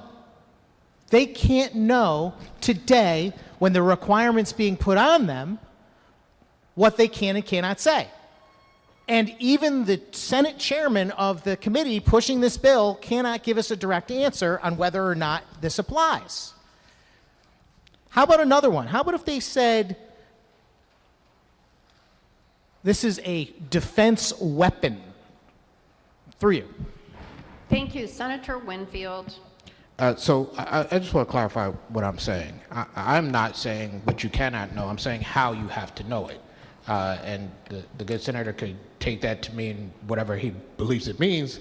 But I'm saying that the industry that is putting forward that advertisement knows exactly what they're advertising. So if they choose to advertise in such a way as to build up to deadly accurate, but they built up to that in a way that suggests that why it's deadly accurate is to use it in a way that's not consistent with the law, then yes, we have a problem.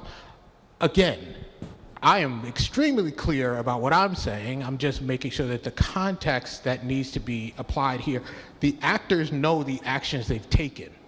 That's clear because they've taken those actions.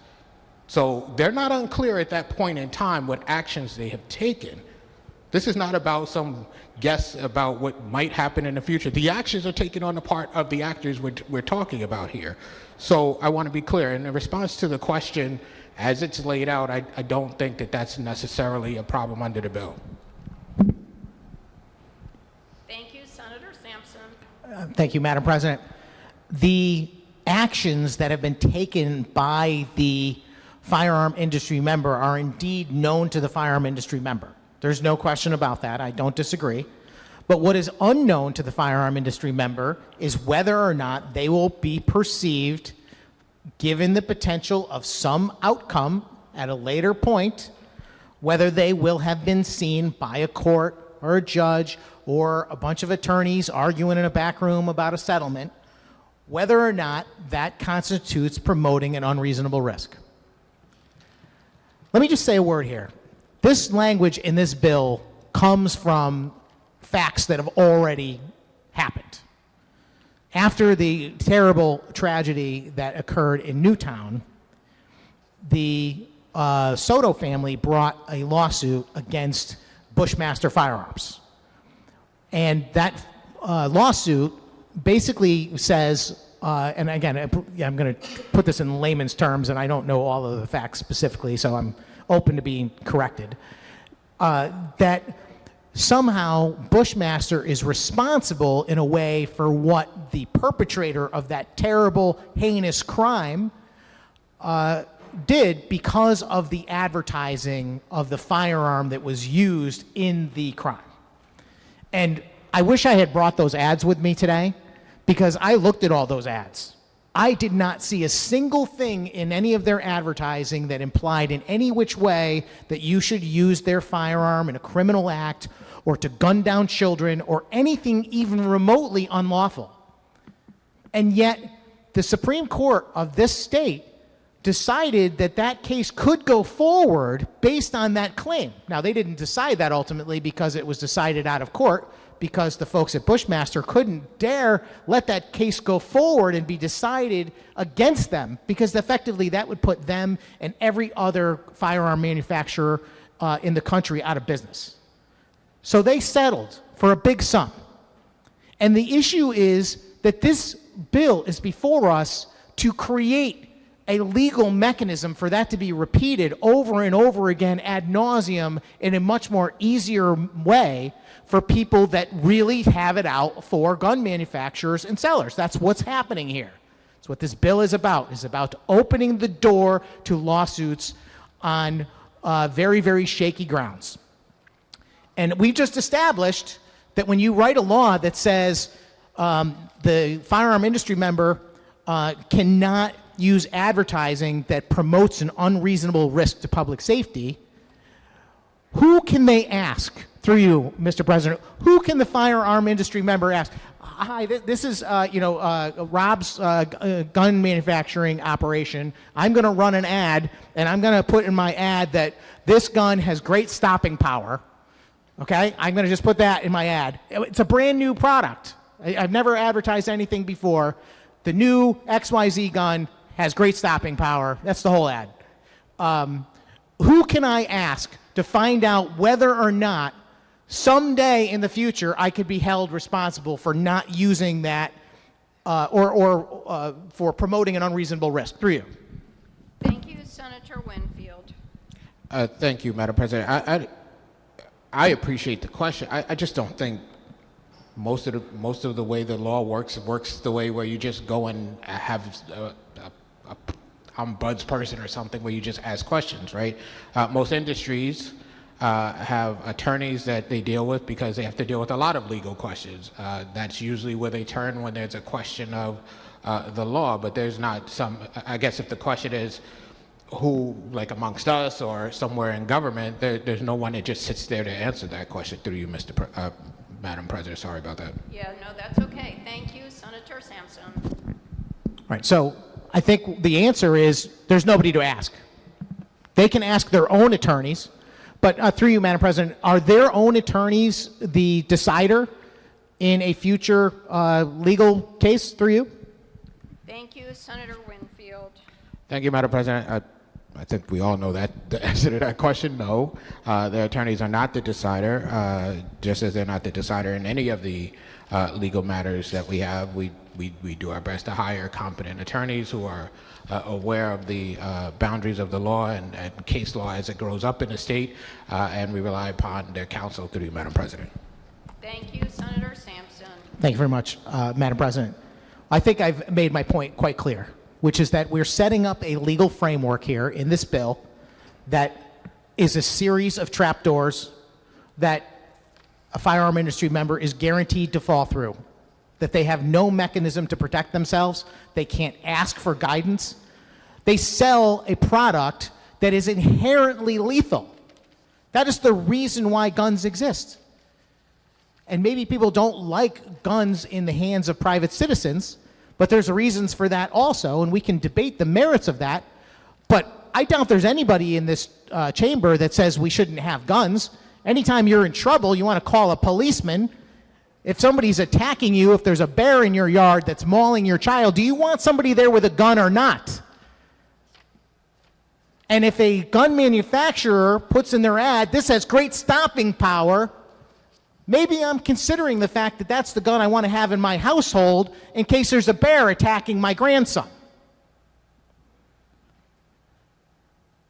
And yet, I don't think we can say beyond a shadow of a doubt, but because a gun manufacturer put that in their advertising, which in my view is completely and utterly legitimate, that they couldn't ultimately be in trouble for it. And the proof I have is that it's already happened. The Soto Bushmaster case is the proof of that. And that happened without this law even existing. Through a backdoor Unfair Trade Practices Act stretching of the legal framework that currently exists. This is basically just opening the barn door so that it's a lot easier for anyone to engage. Is there any chance through you, Madam President, that for legislative intent that we could establish what types of terms are legitimate for firearm industry members to use in their advertising? Through you. Thank you, Senator Winfield. Thank you, Madam President. As I described, the same terms could be fine and could not be fine, for instance, if they were connected to a series of ads. So I'm not going to say these words are fine and these words are not, because it also depends on how they're used. And I just want to say the way in which the Bushmaster case is being spoken about, I think, oversimplifies what happened. It's not just that folks went after Bushmaster, but it has to do where the advertisements were and a whole bunch of circumstances that matter to that case. And so this is very complicated. I will cede that to Senator Sampson. But complicated is the province of a lot of our laws. It doesn't mean we don't have those laws. It doesn't mean that we don't, the further and longer we have those laws in place, concretize cases that suggest more clarity. But this is not something that's willy-nilly. There are definitions in here of everything that we are trying to do. And I think it's a bill that we should be moving forward. But thank you, Madam President. Thank you, Senator Sampson. Thank you very much, Madam President. I appreciate that answer. And I respect the good chairman tremendously, and I really don't want to put him on the spot over and over again asking the same kinds of questions. But it is important for me, because what I'm attempting to do here is have a debate where we're highlighting what I believe are the shortcomings of this legislation, so that if there is a legal challenge, which I am certain there will be, and the reason why I'm certain of that is because this bill is being challenged in another state. The state of New Jersey passed this law, and the U.S. District Court for the District of New Jersey determined, I don't want to read this whole thing, obviously, but they basically determined that the firearm industry members had the right to have an injunction against this law because it is in direct contradiction to the federal law, and the federal law is known as the PLCAA. I mentioned it a little bit earlier. That's the Protection of Lawful Commerce in Arms Act. It was enacted in 2005. Thank you very much for sharing that with me earlier, Mr. Chairman. But the reason why this law exists is to prevent the law that we're debating. That's what the feds did. They passed a law in Congress that said you can never pass laws like this, because that's insane. It's ridiculous. You don't do that. You don't pass a law that says that a firearm manufacturer can be held responsible for how some other third party uses that firearm after it's out of their hands. Because that's just something that is absurd on its face. And as was pointed out, we do not do this for other industries. There's not a single industry that we do this for. Now, if a car manufacturer does screw up, and there's something wrong with the car, the brakes don't work, or it jumps out of gear or something like that, and that causes a problem, yes, they can be sued because they're responsible. They're responsible for the way their product failed, right?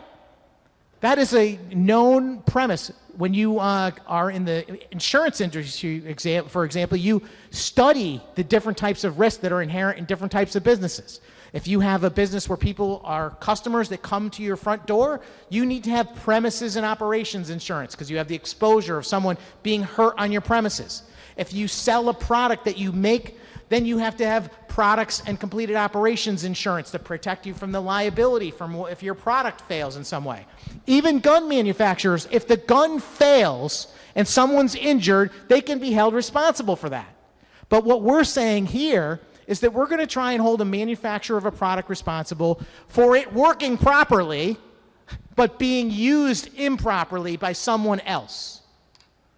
And we're making the standard so wide open and so vague to entrap everyone from the manufacturer to every wholesaler, distributor, down to the final retailer is going to be on the hook for how some third party at some point in the future actually misuses that firearm. And they don't even have to have actual knowledge or direct involvement at all. This bill is out there. You can categorize this a lot of different ways, but to say that this is a legitimate piece of legislation that's designed to create better policy for the state of Connecticut, no. This is an all-out assault on an industry, and it's being disguised in some sort of legal framework. If you, we didn't clear this up, by the way, and we should. Madam President, I started talking about a timeline earlier. I wanted to know whether or not there is any limitation, statute of limitations, or let's ask the questions individually. First and foremost, if this bill is signed into law by the governor tomorrow, and someone had sold a firearm 5 years ago, and that firearm is used next week in some sort of criminal act, first question is, would it be possible for the victim in that crime to sue the gun retailer, manufacturer, etc., through you? Thank you, Senator Winfield. Thank you, Madam President. I'm going to go back to the answer I've given about the way in which the sale happened. So first, there's no absolute statute of limitations built into this piece of legislation. So to directly answer that question, this legislation doesn't have anything like that built into it. The question about time and whether or not, what I think Senator Sampson is trying to get at is a more prolonged period of time, and so do they retain responsibility they might have had. Of course, it's fact dependent, but if they knew information that at the time of the sale would suggest that the provisions, you are doing things that you're not allowed under the provisions of this bill, as it's written, I would say that they still retain that responsibility through you. And I forgot the other thing I was going to say. Through you, Madam President. Thank you, Senator Sampson. Yeah, thank you very much, Madam President. Remember that the standard is established in Section A of the bill under the definition of reasonable controls. It says, reasonable cause to believe such person is substantial risk is at substantial risk of using a firearm industry product to harm themselves or another person, or possessing or using a firearm industry product unlawfully. That's a pretty broad term, right? So you're going to suggest that somehow, before this law is even passed, someone sells a firearm to someone else. And I just want to point out that I don't think that this is limited based on the definition of firearm industry member, because it says person,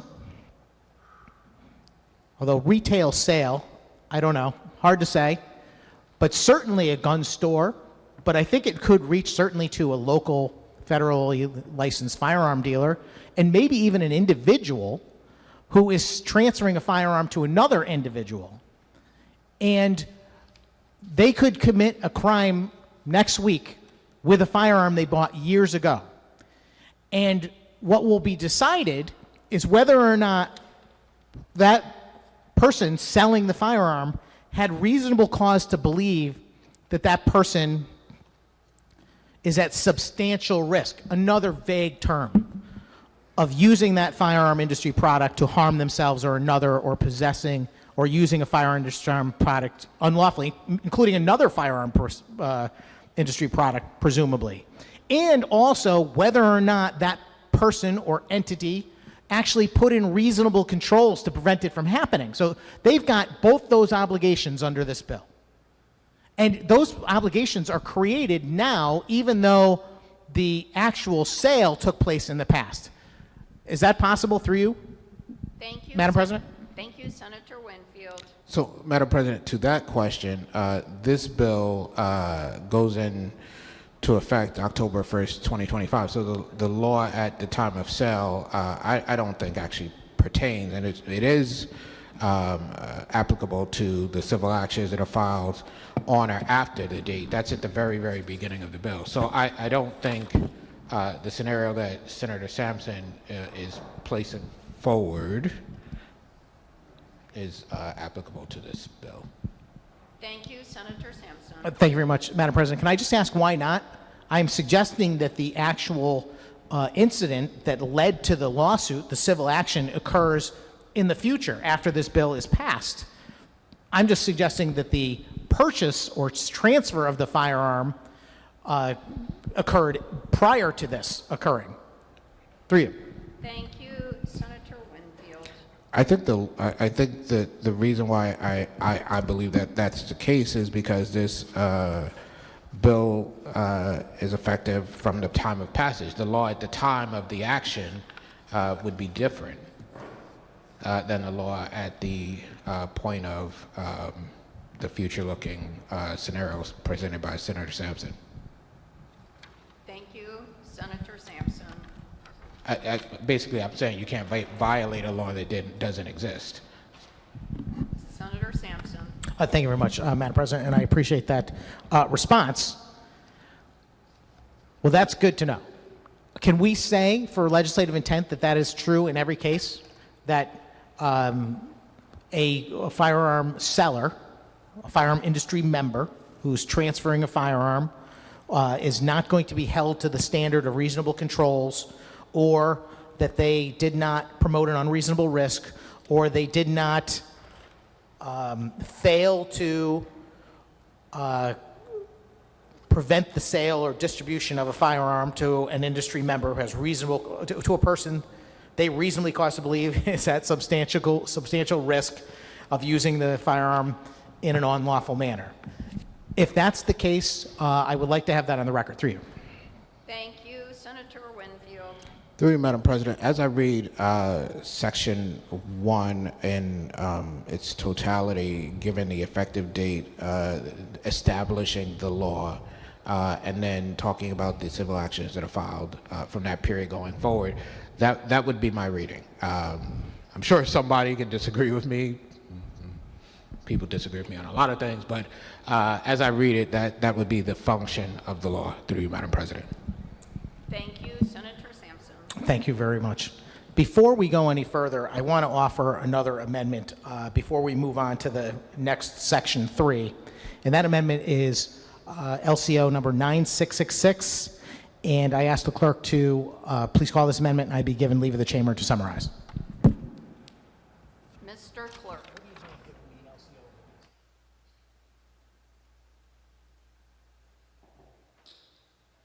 LCO number 9666, Senate Amendment C. Thank you, Senator Sampson. Please do summarize. Thank you very much, Madam President. This is another very straightforward amendment, very simple, like one sentence.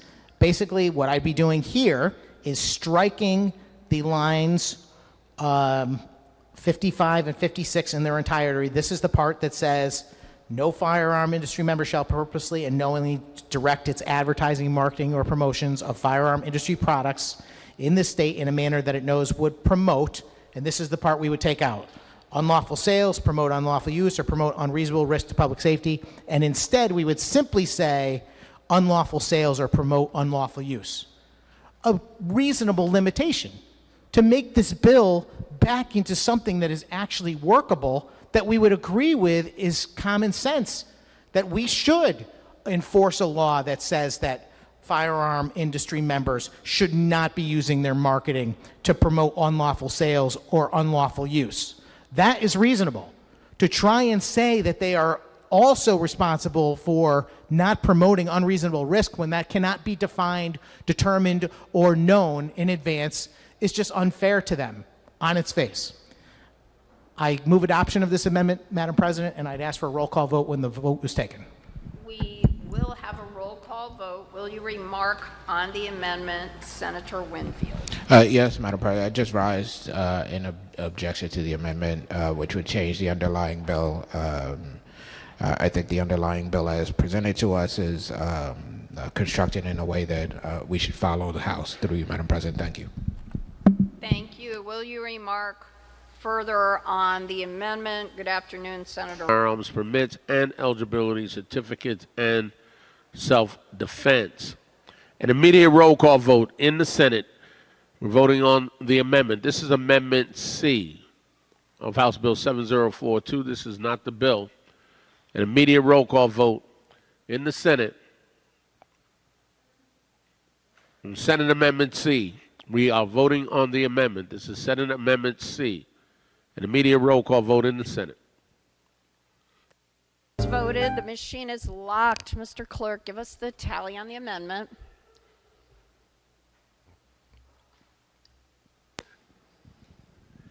Senate Amendment C, House Bill 7042. Total number voting 36.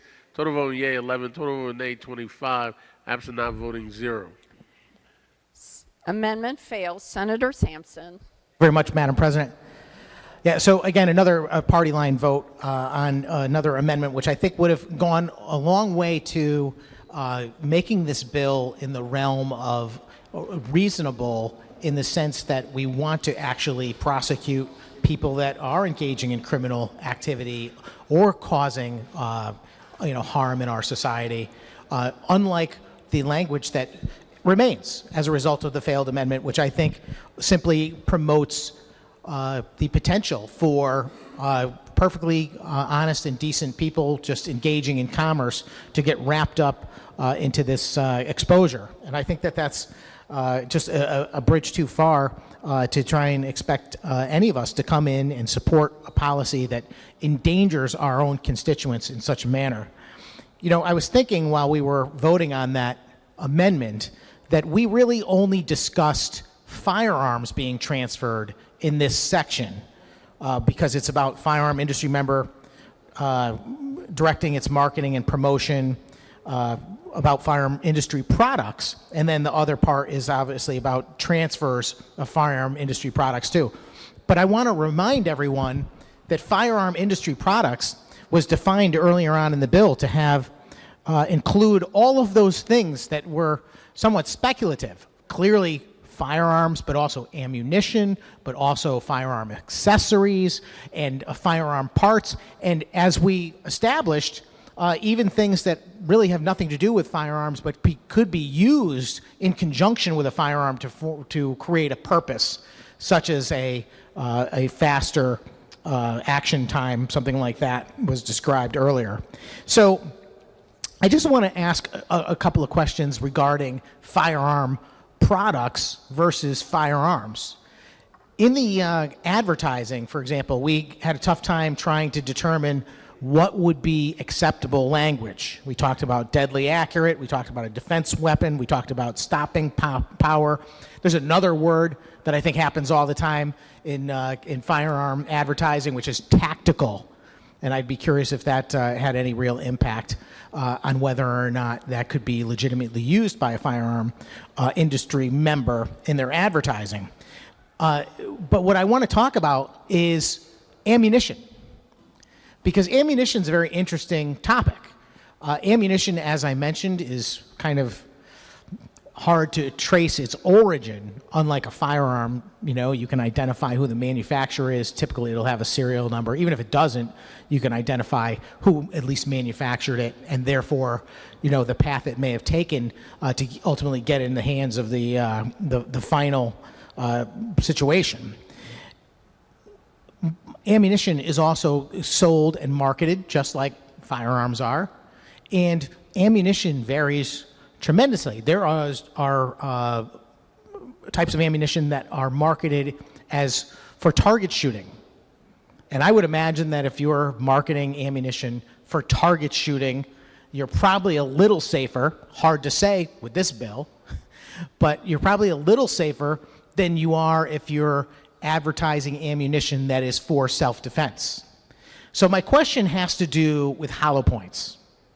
The purpose of hollow point ammunition is that it has the ability to stop inside a person or a wild animal that's maybe attacking someone.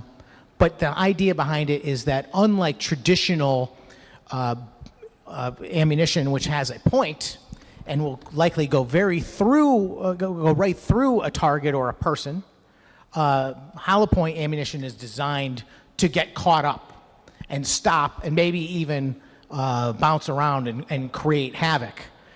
It's clearly designed to harm someone. That's what hollow point ammunition is for. But that doesn't necessarily make it bad. The point by creating hollow point ammunition is for self-defense. If someone is trying to harm you, and you're a 90-pound female, for example, and you have a 300-pound male coming at you, you need to have an effective weapon to stop that person, and hollow point ammunition is created, sold, and marketed for that purpose. So I'm just wondering, through you, Madam President, is the very existence of hollow point ammunition a concern with regard to advertising, marketing, or promotions that would promote an unreasonable risk to public safety? Through you. Thank you, Senator Winfield. Thank you, Madam President. I think the question was, is the existence of hollow points a concern? My understanding in the state of Connecticut, while some folks might not like it, that hollow points are legal, and depending on the manner in which they're advertised, it's, well, let me just say the mere existence of it, no. But I think, kind of to anticipate the question coming up, it's going to depend on what it is advertised as doing, the manner in which it's advertised or suggested it could be used. Through you, Madam President. Thank you, Senator Sampson. Thank you very much, Madam President. I appreciate my colleague and his clairvoyant abilities. I do have another follow-up question, and I guess I'll try and frame this in a way that encompasses hollow point ammunition and maybe some of the other conversation we had about firearms and their advertising, which is, what is the test, really? Is it simply if the manufacturer or firearm industry member, I'm sorry, I want to use the proper term, advertises, markets, or promotes their product, firearm industry product, in a way that suggests it could be dangerous? Is that enough to trigger the language in Section 2? Through you? Thank you, Senator Winfield. Madam President, I struggle a little with that. I think any advertising of a firearm would suggest there's danger. I don't. A firearm is a dangerous thing, right? Whether it's used properly or not, it's still dangerous for whoever's on the other end of that if it's used with a person. I would ask, is there more to the hypothetical? Through you, Madam President. Thank you, Senator Sampson. Thank you very much, Madam President. Again, I'm asking these questions because when we were discussing earlier about my terms being used in advertising, it seemed unclear and needed to be put into context. And since we are, talking about creating context, I guess what I'm trying to do is trying to find out exactly what the proponents of this legislation are after when they're trying to limit, clearly, because that's the point of this subsection C, is to attempt to limit firearm industry members from certain types of advertising. Is it a situation, well, I mean, I want to ask a broad question to let the gentleman answer, but I also want to create some context, which is, there's lots of types of advertising. Camel cigarettes, they put Joe Camel as a cartoon character in their advertising. And it was claimed that they were attempting to try and sell cigarettes to minors because they were trying to sell it in a way that appealed to minors. Is that an issue? If a firearm manufacturer created a cartoon entity that appeared to be something that was targeting minors, would that rise to the level of what's concerning in Section 2 regarding promoting an unreasonable risk? Through you. Thank you. Senator Winfield. Through you, Madam President, another unsatisfactory answer. I think potentially is the answer to the question. It depends on how that ad works, what the ad actually is. But I think given the information that I have, potentially, it could be a problem for that firearm industry member. Thank you. Senator Sampson. Thank you very much, Madam President. So potentially, so it could be a problem or not a problem. If the ammunition manufacturer advertised its hollow point ammunition as being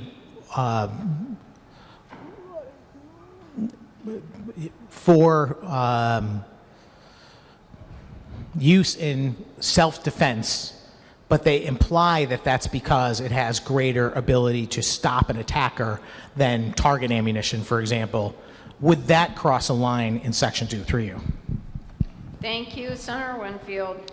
Thank you, Madam President. I don't think that in and of itself necessarily crosses a line. I do think it would depend on how that ad is laid out and some of the things that go along with it. But the mere fact that the advertisement talks about a thing that is actually factual, right, that does have greater stopping power, the mere fact of that, I don't believe is problematic. But it, again, would depend on the manner in which that advertisement actually lays out on the page or on a screen, and maybe some of the images aligned with it and those types of things. But the mere fact of it, I don't believe is an issue. Thank you. Senator Sampson. Thank you very much, Madam President. I appreciate this information, and I guess we're back where we started on the whole idea of there's no way to know today, and therefore no way for the firearm industry member to prepare properly, in my view, for what may or may not happen in the future, because they can't possibly know. And as a result, they can't possibly set up reasonable controls, in my view.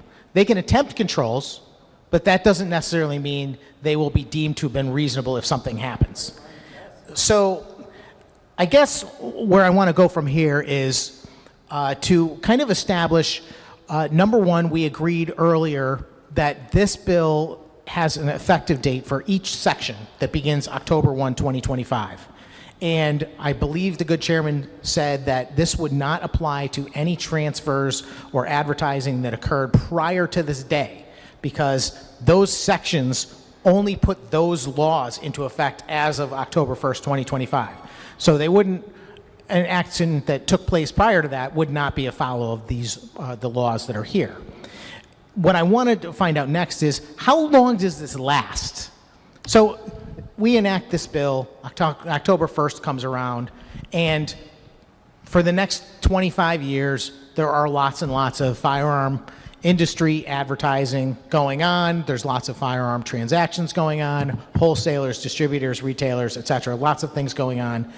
At what point is it within 5 years of the sale, or 25 years of the sale, or 100 years of the transfer or sale, that this can be applied? Through you. Thank you. Senator Winfield.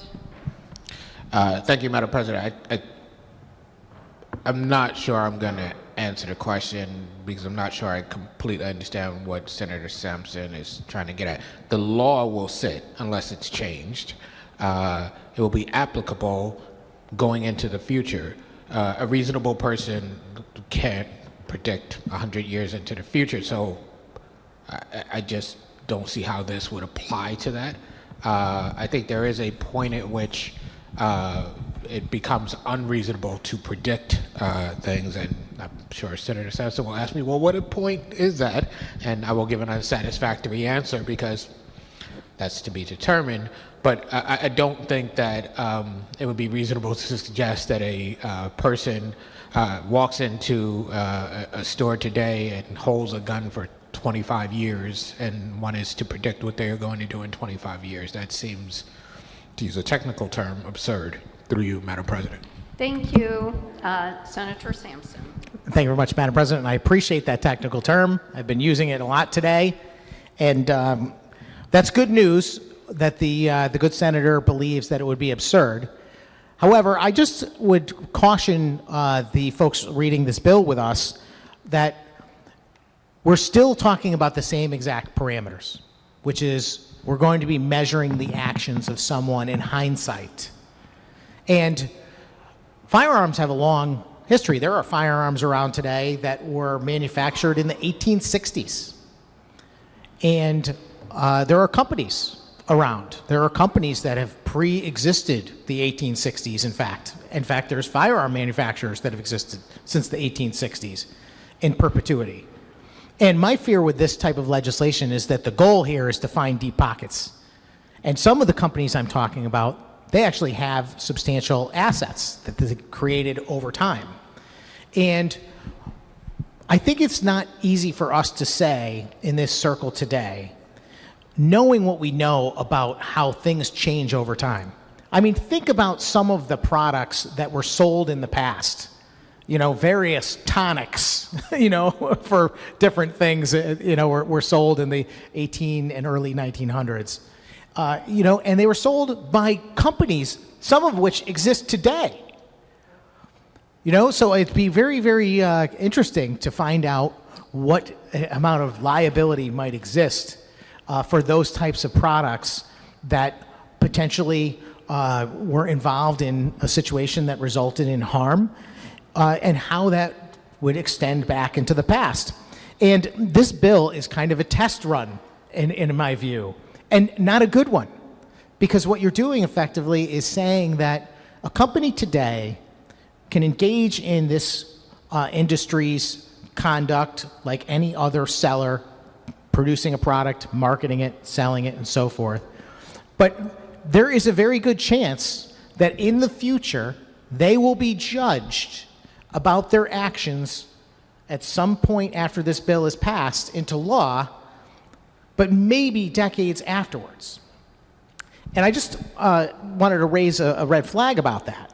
And for me, because of all of the trapdoors that I've mentioned throughout this conversation, I thought I would propose an amendment that I'm going to appeal to the sensibilities of the majority on, which is that I believe that we should have some element of certainty for people engaged in this industry to protect themselves. And that element of certainty exists today. That element of certainty is that if you follow the law, and if you have a customer come into your store, you follow the proper procedure and you go through the background check process, and if that checks out, then you move to the next step and you collect the proper paperwork and all of that, that you're safe. You did your job. What is happening in this proposed bill is that that is being thrown away in favor of a policy which essentially is going to be leaving it up to future people to decide in some sort of civil litigation. They're going to determine whether or not somebody promoted an unreasonable risk, or they put in reasonable controls, whether they properly implemented or enforced those controls. There's so many avenues where they could have fallen short. For me, if this bill is not designed to be an attack on this industry, I believe it behooves this Senate to put in a protection. And the most reasonable protection that I could come up with is in the form of this amendment. So I'm going to actually call it right now, Madam President. It's LCO 9695. And as before, I request that the clerk please call this amendment and give me leave of the chamber to summarize. Mr. Clerk. LCO number 9695, Senate Amendment D. Thank you. Senator Sampson, please do summarize. Thank you very much, Madam President. I just realized I called the wrong amendment. Is it possible for me to revise that LCO number? Yes, we can. Let's take that one off the board first.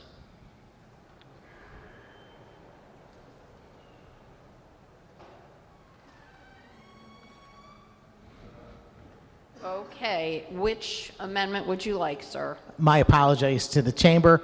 I will call that amendment in a moment, but I wanted to do these in a specific order.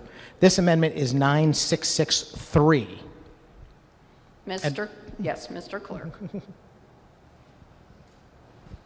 LCO number 9663, Senate Amendment D. Senator Sampson. Thank you very much, Madam President. This is a pretty straightforward amendment. It will add a very small section to the bill after line 87, which is the part of the bill that gets into the litigation and civil liability part of the proposal. This would add this term, or this sentence. It shall be an absolute defense to any liability under Section 2 of this Act, which is what we've been debating, that a firearm industry member complied with all federal and state laws in effect at the time of manufacture, distribution, importation, marketing, wholesale, or retail sale of the firearm industry product.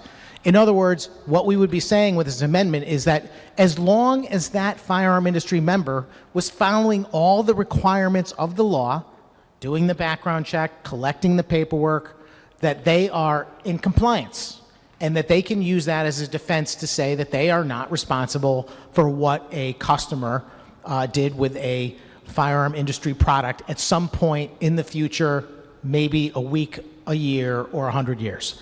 I move adoption, and I'd like a roll call vote. You will have a roll call vote. Martin. Thank you, Madam President. Just have a question for the proponent of the amendment. Certainly, please proceed. Thank you, Madam President. Madam President, could the good senator just provide a little bit more clarity on what he means with the federal and state laws? Through you. Thank you, Senator Sampson. Thank you very much, Madam President. I appreciate the question. The bill before us creates a legal framework for a claimant to sue and potentially win a civil liability case against a firearm industry member if they fail to establish, implement, and enforce reasonable controls that would prohibit someone in their industry from engaging conduct that is in violation of this section. I'm trying to figure it out myself. It's a mishmash of language through you, Madam President. But basically what it says is that there would be liability in the case where a firearm industry member did not establish, implement, and enforce reasonable controls in the cases we've described here, which is that they have to make sure that they do not transfer a firearm industry product to another firearm industry member or to a retail customer if they have reasonable cause to believe that that person might be engaged in unlawful behavior, or that they might promote an unreasonable risk to public safety. The same applies in their advertising. Through you. Thank you, Senator Martin. Thank you, Madam President. Madam President, through you, if I understand this correctly, is that we do currently have federal laws that we do have federal laws that protect, or not protect, but mandate and require the manufacturers not to sell any gun or fire ammunition, guns, etc., to any illegal person or a criminal. Through you, Madam President. Thank you, Senator Sampson. Through you, Madam President, that is correct. We have an existing framework of laws and requirements for people that are in this industry, and it's extensive. And there are a lot of requirements. There are licenses, forms, additional laws that have to be followed if you operate a storage facility or a firearm store regarding your security. You have to have a certain type of alarm. You have to go through a lot of things and a lot of hoops to operate in the state of Connecticut. When you engage with a customer, you have to go through a background check process. You have to collect information. And there's already a laundry list of laws that have to be followed on a state and federal level.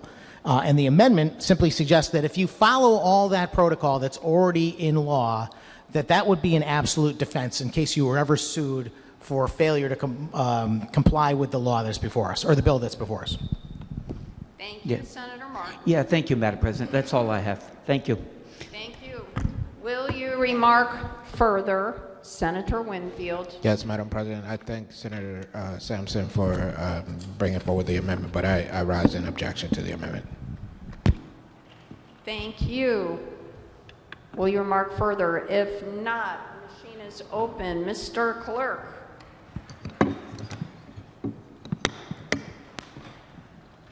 An immediate roll call vote has been ordered in the Senate. We're voting on Senate Amendment D. We're not voting on the bill. This is House Bill number 7042. This is Senate Amendment D. An immediate roll call vote has been ordered in the Senate on Senate Amendment D. This is not the bill. This is Senate Amendment D. House Bill number 7042, and that concerning implementation of the Firearm Industry Responsibility Act, firearm permits and eligibility certificates, and self-defense. Amendment. Senate Amendment D of House Bill 7042. Total number voting 36, total voting yea 11, total voting nay 25, absent not voting 0. Amendment fails. Will you remark further, Senator Sampson? Thank you very much, Madam President. I, again, disappointed, party line vote, another amendment that would have been very clear.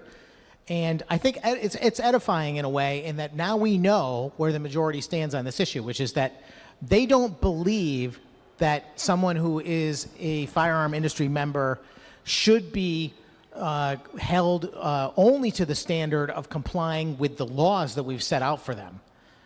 They want to hold them to a much higher standard, in fact, one that you could drive a tractor trailer through, in my view. And when given the opportunity to clarify this bill in numerous ways, to simply hold people accountable for what they actually knew instead of what they reasonably might believe, in a case where we just this most recent amendment to say that they will be able to use the fact that they've complied with all federal and state requirements, that they followed the law to a T, should be an absolute defense for them. That amendment failed also. So I think it's very clarifying for people watching this debate to understand what's going on here. And I just want to revisit a little conversation that we had a moment ago, which is about the inherent nature of firearms.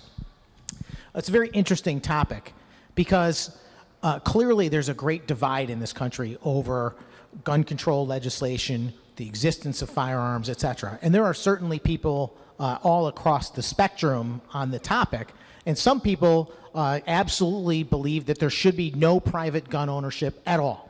There's others that believe that only law enforcement should be able to possess firearms, or maybe not even.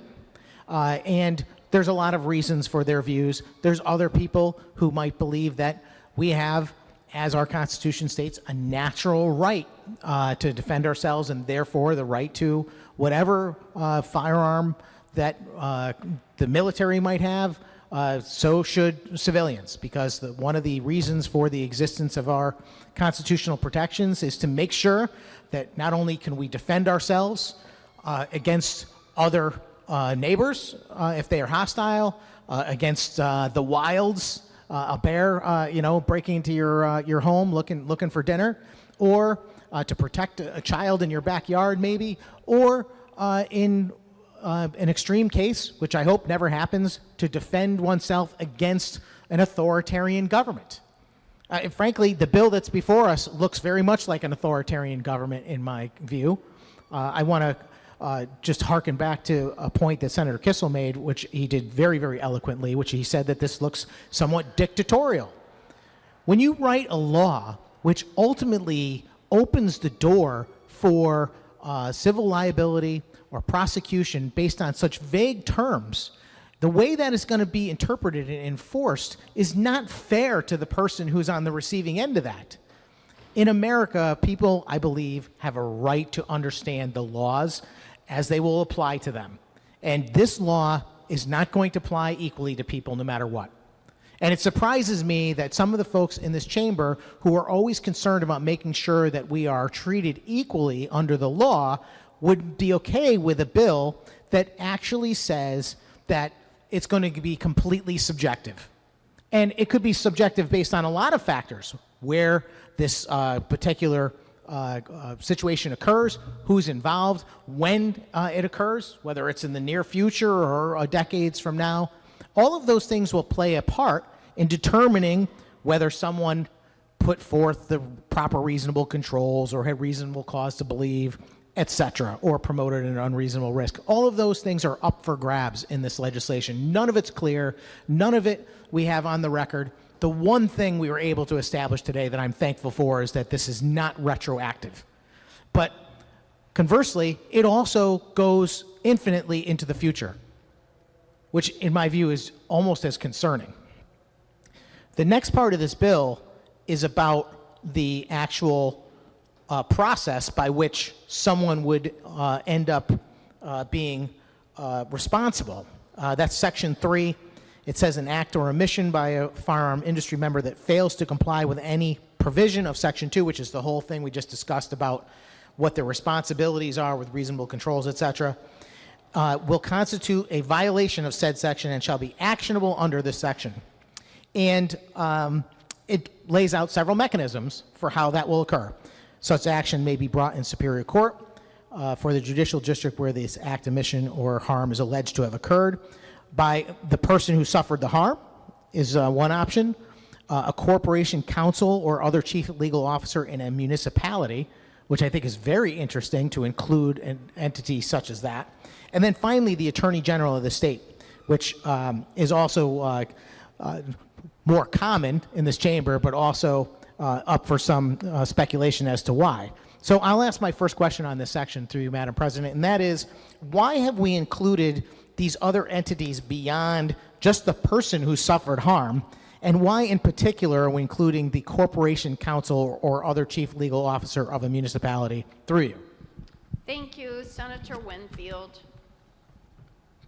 Thank you, Madam President. I think it has to do with the impact of the potential situation on the municipality itself.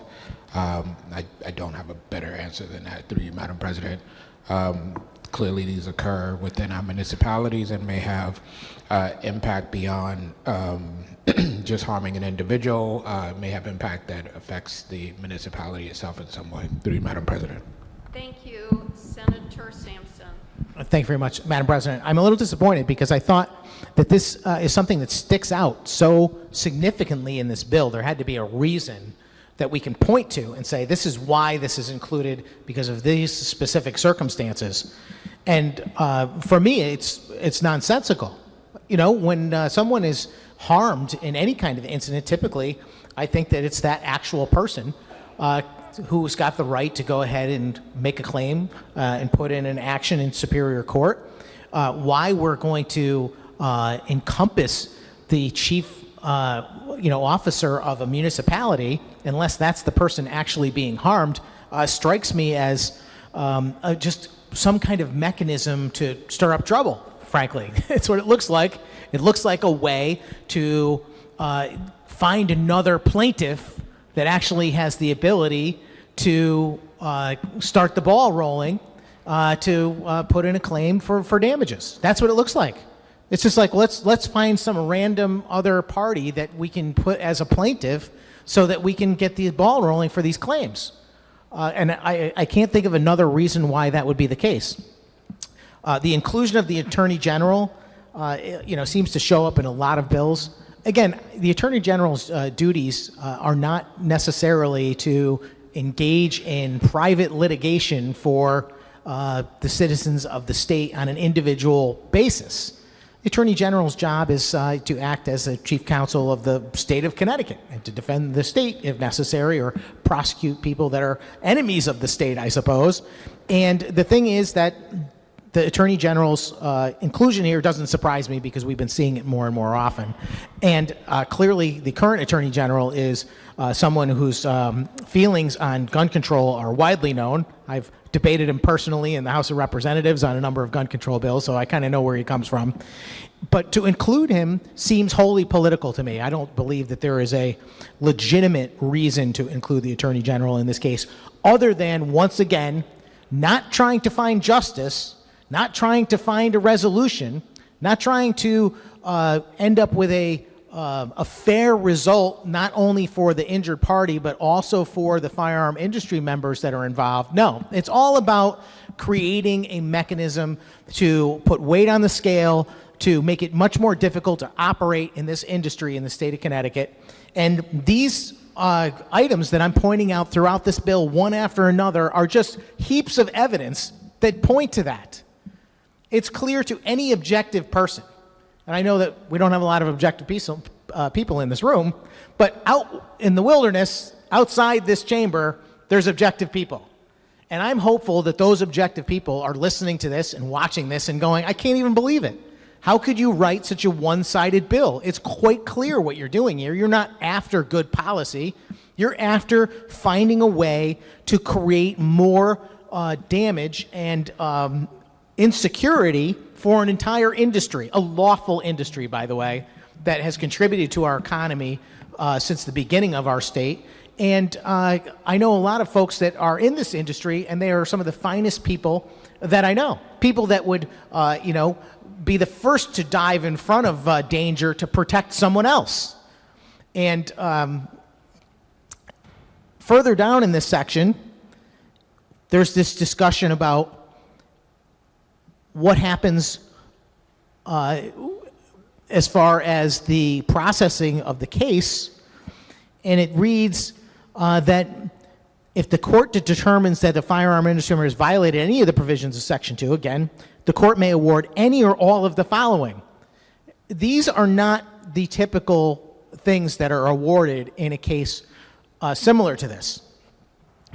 Injunctive relief, compensatory damages, punitive damages, restitution, and attorney fees and costs. Through you, Madam President, how often in a civil litigation does the state set up a mechanism for the plaintiff to receive these additional benefits? Through you. Thank you, Senator Winfield. Madam President, I can't give you the exact number. I didn't prepare that I didn't expect that question, so I don't have an answer for you, Madam President. Through you, Madam President. Thank you, Senator Sampson. Thank you very much, Madam President. Well, I'll say it's almost never. I say it happens once in a while, but I can tell you that when we do see it, we see it always in the same circumstance, where we're trying to, as a state, make an example of someone. That's when we do it. It's like, oh, we're going to make an example of this type of perpetrator. That's when we do it. When some entity engages in something so loathsome that they need to be made an example of, that's when the teeth come out, and that's when we start to put on these extra punitive, and I mean that literally and figuratively, additional damages and benefits to the plaintiff. Excuse me.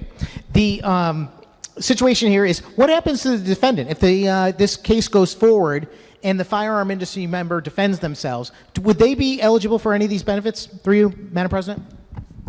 Thank you, Senator Winfield. Thank you, Madam President. As written in the legislation before us, it is silent as to what happens there, Madam President. Thank you, Senator Sampson.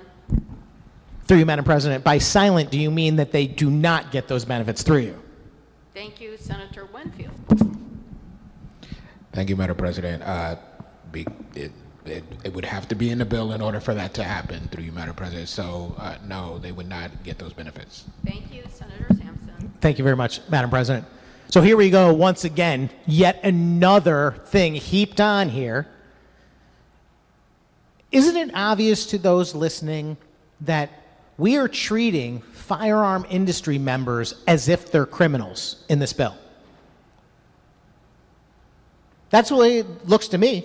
It looks like we are purposely setting up firearm industry members to appear as if they're criminals, guilty until proven innocent, subject to unbelievable scrutiny, odds stacked against them over and over again in every way that they could be measured in a future civil litigation.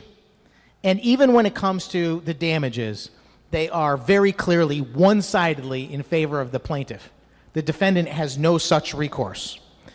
I'd like to resolve that, Madam President. I have another amendment. This one is LCO 9729. I ask the clerk please call this amendment, and I be given leave of the chamber to summarize. Thank you, Mr. Clerk.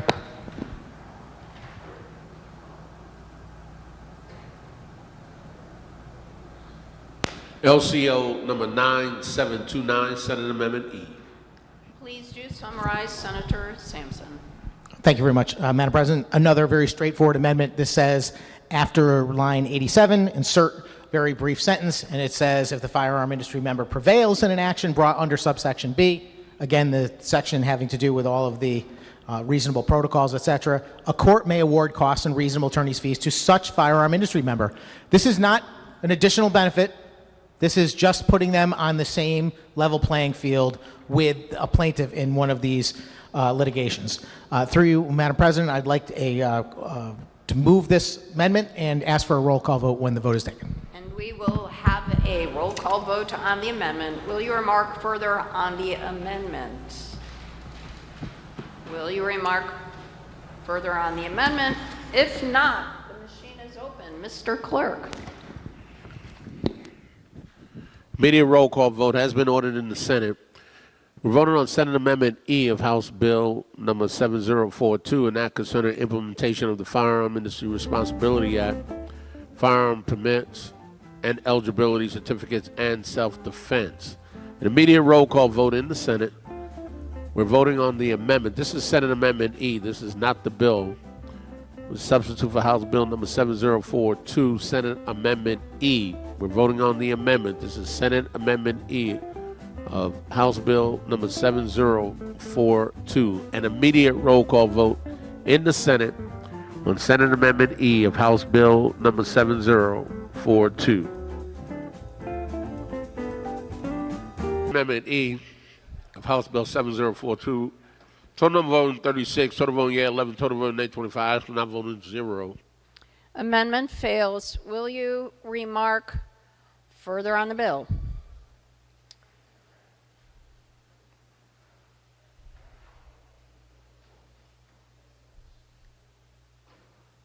Hi.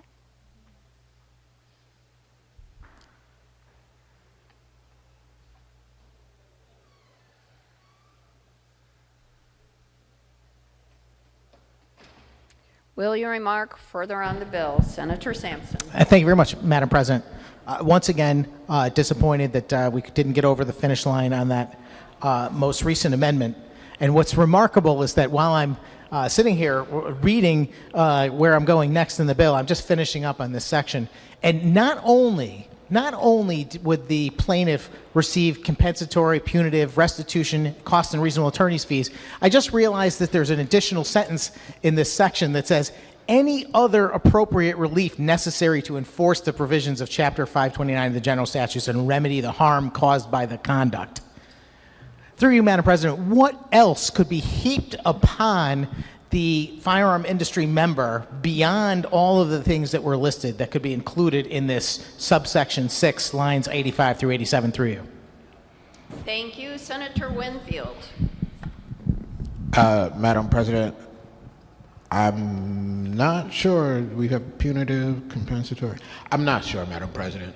I think that's catch-all language, as we do sometimes in a bill, that it's useful to Senator Sampson's argument. Through you, Madam President.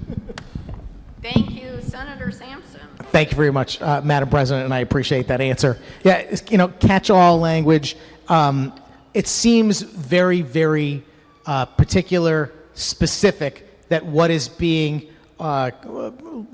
placed here on these lines of this bill is a mechanism by which a court or in a negotiation, some other requirement could be made of this firearm industry member. And I feel like this is being put here not only as per the rest of the bill to add more chilling effect to this entire industry, but also as a mechanism to shame them, to harm them in some other way other than financially, by putting them through some sort of requirement that they must make a statement or provide other conduct.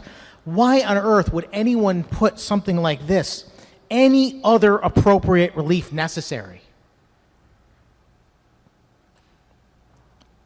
The more I read this bill, the more I feel like the way it was drafted was to purposefully find a way to harm firearm industry members at the expense of any sense of equal protection or justice.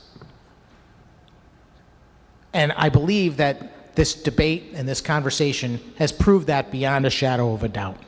And speaking of proving things, let's talk about how this comes to be. What is the standard in this particular instance for a court to determine that a firearm industry member has violated the provisions of Section 2 of this bill? Through you. Thank you, Senator Winfield. I'm not sure what the question is. We've talked about what the standards are in the bill. I'm not sure what I'm being asked at this point. So, hate to do this, but if Senator Sampson could clarify what it is he means. I thought that was the discussion we were having this whole time, through you, Madam President. Thank you, Senator Sampson. Thank you very much, Madam President. No, those were questions having to do with the language in the bill regarding the facts of the incident that is in question. I'm asking about the standard of evidence which the court would actually make a determination. On line 76, it says if a court determines that a firearm industry has violated any provision of Section 2, the court may award any or all of the following, which we just discussed. But usually in a civil case, my understanding is that the requirement is that the plaintiff illustrate only preponderance of the evidence as a standard. Is that the case here? Because it's not listed in the bill. Through you. Thank you, Senator Winfield. Through you, Madam President, thanks, Senator Sampson, for clarification of the question. He is correct. It doesn't say in the bill what the standard of evidence, but my understanding, like his, is that preponderance of the evidence is the general standard in a civil case. Through you, Madam President. Thank you, Senator Sampson. Thank you very much, Madam President. I appreciate that answer. I should have probably used the term burden of proof instead of standard of evidence, but I believe that we're on the same page as what I'm referring to at this point. Throughout this debate, I've referred to incorrectly sometimes as a crime, when in fact this entire bill is only about civil liability.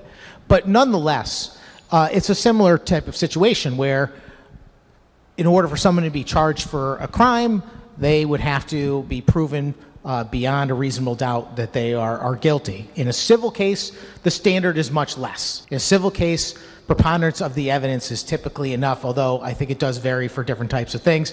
Not a lawyer, not trying to play one on TV, just doing the best I can with the bill that is in front of me. But it's very interesting because yet this is another example where the firearm industry members are purposefully put at a disadvantage. Because now all that has to be met for a burden of proof for the plaintiffs in this case is only the preponderance of evidence. So you've got to prove that somebody failed to put in reasonable controls, failed to enforce the reasonable controls, failed to recognize whether or not someone was an unreasonable risk. You crossed the line in your advertising and suggested something that was an unreasonable risk. All of those determinations are going to be done with the mere burden of proof of preponderance of the evidence. And I feel like that is just another stack on top of the pile of weight that we're putting on the side of the plaintiff and against the firearm industry member. Again, from the outset, I started by saying that this bill openly is hostile to this industry. And every time I point out another example in this bill, I want it to be recognized that this is another element that illustrates that clearly. And this is one. And I'd like to do something about that as an issue in this bill. So through you, Madam President, I have another amendment. This one is LCO 9728. I ask that the clerk please call this amendment, and I be given leave of the chamber to summarize. Mr. Clerk. LCO number 9728, Senate Amendment F. Senator Sampson, please do summarize. Thank you very much, Madam President. Very straightforward. this would change the burden of proof, which is not listed in the bill, but is presumed to be preponderance of the evidence based on it being civil litigation, and it would change it to the sometimes used, and I think more appropriate in this particular situation, standard of clear and convincing evidence. And the amendment language simply replaces what is there with the change to clear and convincing evidence. I move adoption, and I'd like a roll call vote. Thank you. We will have a roll call vote. Will you remark further on the amendment, Senator Winfield? Yes, Madam President, just briefly, I rise in objection to the amendment and would ask my colleagues to join me in voting no. Thank you, Madam President. Thank you. Will you remark further? Will you remark further? If not, the machine is open.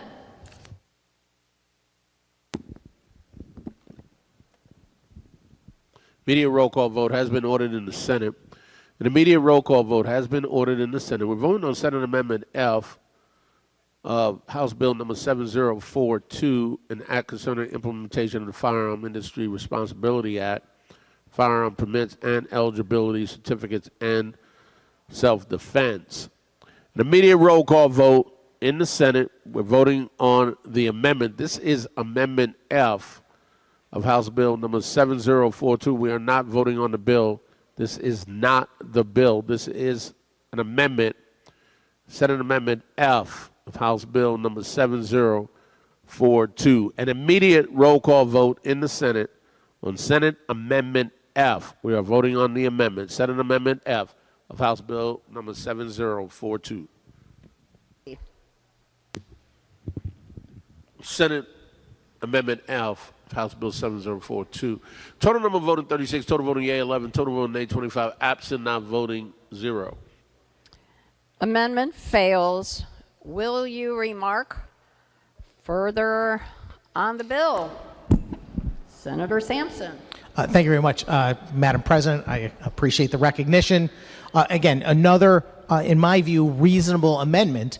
We've already, in this bill, the proponents have stacked the game effectively against firearm industry members in a way that is completely and utterly unfair. They've established this framework, as I've mentioned, that I believe is hostile and punitive in nature.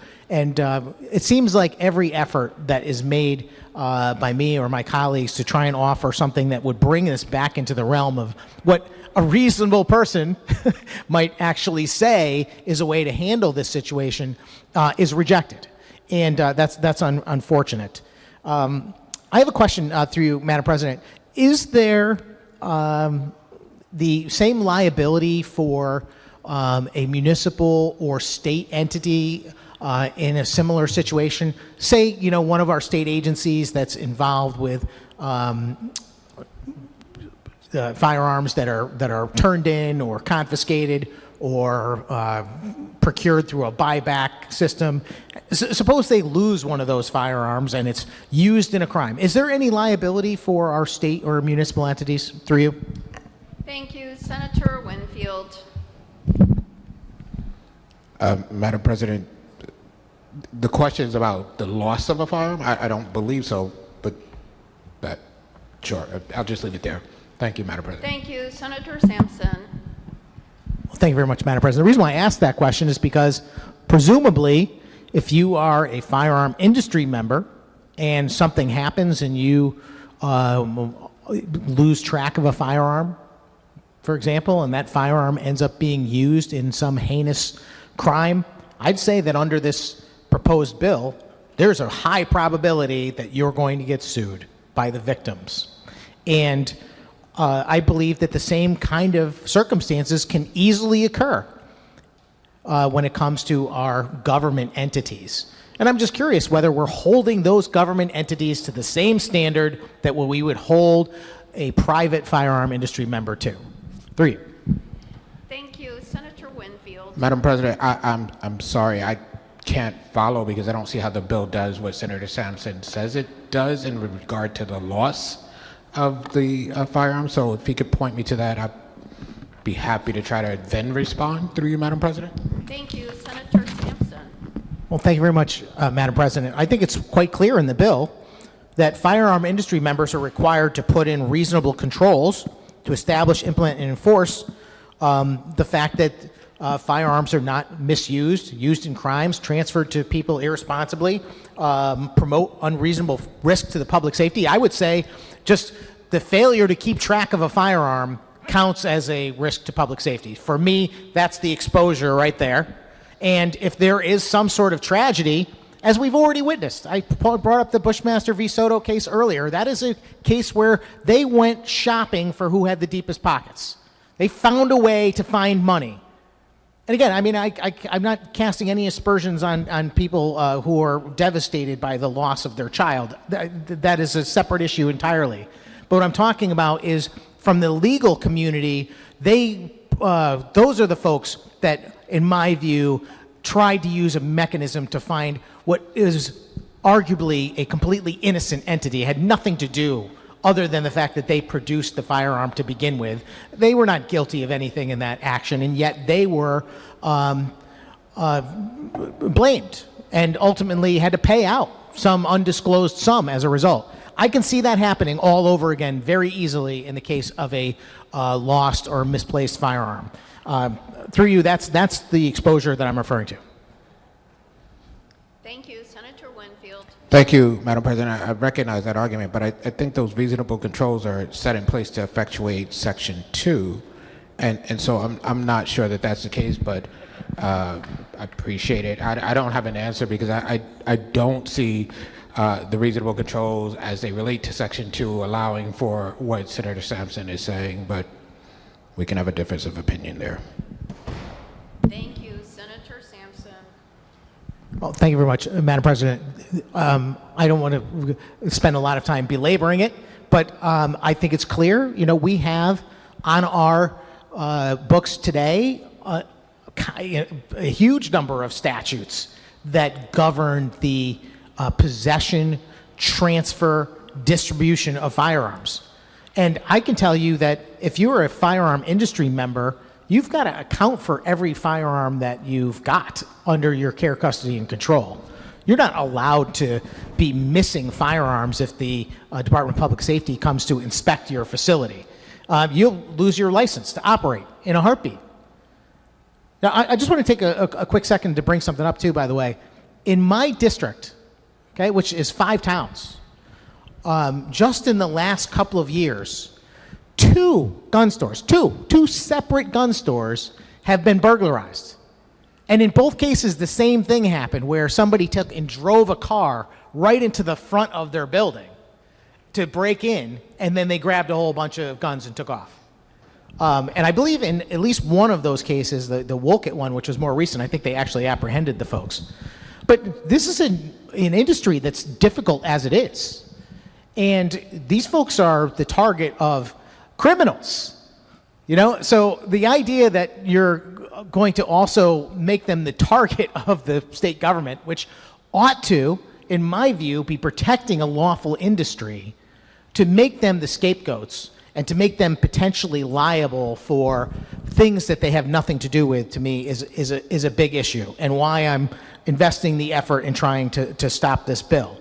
I can understand the good senator might disagree with me that Section 2 doesn't necessarily lead to a lost or misplaced firearm rising to the level of failing to establish, implement, and enforce reasonable controls, but I disagree.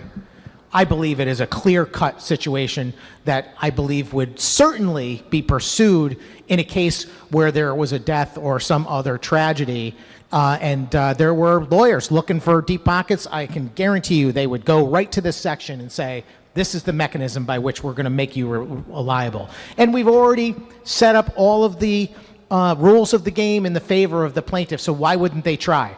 And more important to all of that, which is they don't even have to be successful. As I brought out from the start of this bill not only sets up this terrible set of circumstances that is completely and utterly one-sided, it also creates a mechanism by which, if there are people out there, and there are, that are motivated by ideology to try and put the firearm industry out of business simply through litigation, this is the mechanism to do it. You have now opened the door to frivolous cases galore. And sometimes those frivolous cases might end up in absolutely no result for the plaintiff, but they might actually put the defendant out of business just from hiring lawyers and trying to defend themselves. And I believe that's the purpose of this. I believe that is the motivation behind this bill. Because if it was truly the motivation of trying to catch bad actors that are giving firearms or selling firearms to people that are knowingly going to commit some bad act, then we would say that. And I don't know that that happens anyway. I know some guys who own gun stores. They are not interested in arming criminals. They sell to other law-abiding citizens who want to protect their families from harm. That's who gun owners are, by the way. By and large, people that own guns, people that are properly licensed and permitted, they are so much less likely to commit a crime than the average person. It's a significant percentage. People buy guns to protect themselves and also to protect their families, their places of business, their loved ones from harm. That's why they do it. Some people buy guns for other reasons. Some people buy guns because it interests them. They're active in the sport of shooting. People like all kinds of things. Some people like music. Some people like going to the beach. Some people collect cars or handbags, or they engage in all kinds of activities. It's a hobby like any other. Target shooting. Or hunting. Something as old as human beings. And the implication of the legislation that's before us is somehow the firearm industry and people that own firearms are somehow engaged in something malicious or nefarious. And that's just ridiculous. Our world is a safer place because of private gun ownership. People are much less likely to come into my neighborhood and try and burglarize my house because I live in a town where there's a lot of private gun ownership. It's a fact. So if you're somebody looking to break into somebody's house and rob them blind or harm them, you're probably going to think twice about going into certain neighborhoods where you know that the residents are likely gun owners. It's just like, would you rob a house that has a couple of, loud, barking, big dogs? Probably not. You're going to pass that one by. And in my view, this significance of private gun ownership in the United States actually makes us safer and more free. Because, frankly, there would be a lot less crappy bills that are imposing the state's authority over individuals if we didn't have it. So, back to my main topic that we were just discussing, which is whether or not the state or municipalities have to face the same liability as a firearm industry member in the case where there's a lost or stolen firearm, or a misplaced firearm. I don't know what happens in the case of a stolen firearm. I don't know if a stolen firearm could also go back on the firearm industry member. I would presume it would, because if you're looking at the bill, it says that the firearm industry member says is required to establish, implement, and enforce reasonable controls. Preventing guns from being stolen might be one of those controls. And if because it's going to be decided by someone later, what's reasonable, right? When that happens, I can see people saying that the gun store owner didn't do enough to prevent the robbery from happening, and now this firearm made it into the world where someone used it in a heinous way. We have to sue the firearm industry member. I can see that happening all day. I think that's what this bill is designed to allow to happen. So, based on that, Madam President, I want to offer an amendment to put us on an equal playing field. The clerk is in possession of LCO 9773. I ask that he call that amendment, and I be given leave of the chamber to summarize it. Mr. Clerk.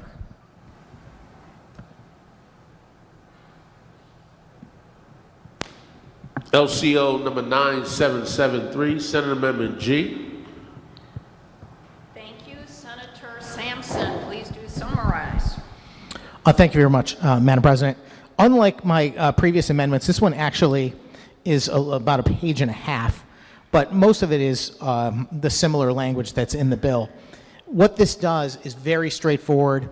It would create the same liability that is in the bill for firearm industry members for state and municipal employees and agencies who lose firearms, including if stolen.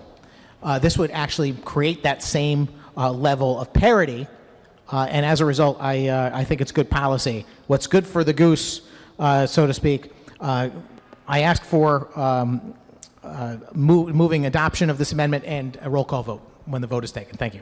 And we will have a roll call vote. Will you remark on the amendment, Senator Winfield? Thank you, Madam President. Madam President, I rise in opposition to the amendment, and I also just want to say that I recognize and appreciate Senator Sampson's efforts on this conversation about reasonable controls and what happens should those controls fail. I think if the controls are in place, it does not mean that nothing can happen. And so I understand the concern here, but I want to be clear that I don't think that this bill intends that if you actually put in place reasonable controls and someone actually gets around them, that you're liable. The point is to have the reasonable controls in place. Through you, Madam President. Thank you. Thank you. Will you remark further on the amendment? Will you remark further? If not, Mr. Clerk, please announce the vote. The machine is open. An immediate roll call vote has been ordered in the Senate. We're voting on Senate Amendment G, House Bill number 7042. This is not the bill. This is Amendment G of House Bill number 7042, and that concerning implementation of the Firearm Industry Responsibility Act, Firearms Permit and Eligibility Certificate, and Self-Defense. An immediate roll call vote in the Senate on Senate Amendment G. We are voting on the amendment. This is Senate Amendment G of House Bill number 7042. An immediate roll call vote in the Senate on Senate Amendment G of House Bill number 7042.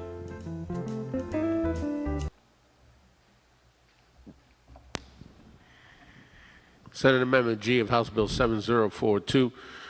Total number voting 36, total voting yea 11, total voting nay 25, absent not voting 0.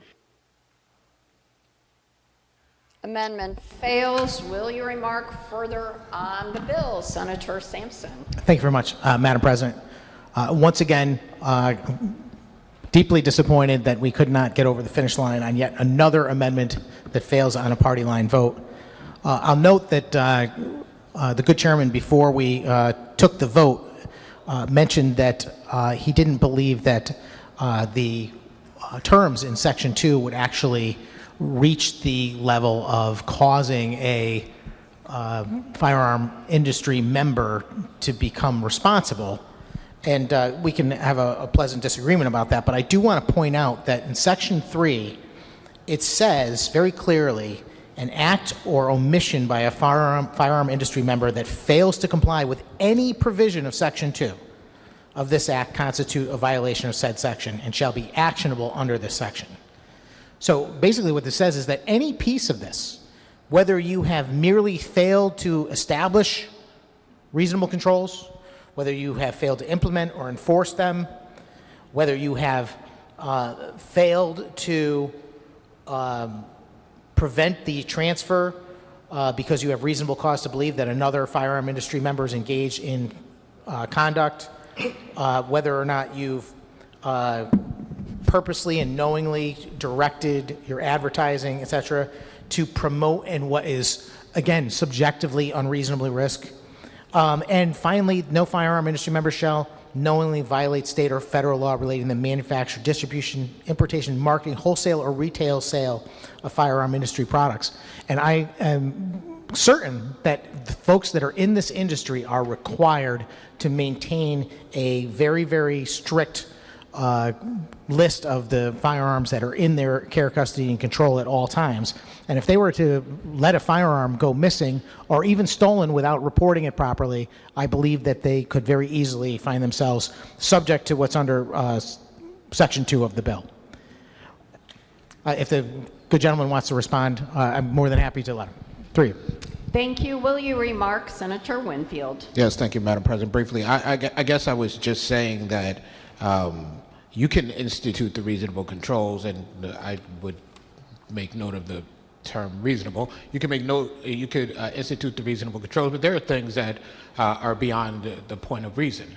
Senator Sampson talked about folks who were determined to steal some firearms and use the vehicle. Maybe this is hyperbolic, but just to make the point, if someone decided to come to the place and maybe use dynamite to get in, right? It doesn't mean that you haven't established the reasonable controls. And so what I'm trying to say is, just because those firearms may get into the hands of somebody who we don't want them in, does not mean that the reasonable controls were not established. And the reason I was making that point was because it seemed that the structure of what Senator Sampson was saying was that the presence of reasonable controls having to be established meant there was nothing that the industry could do to satisfy it, and I don't believe that to be the case. So through you, Madam President.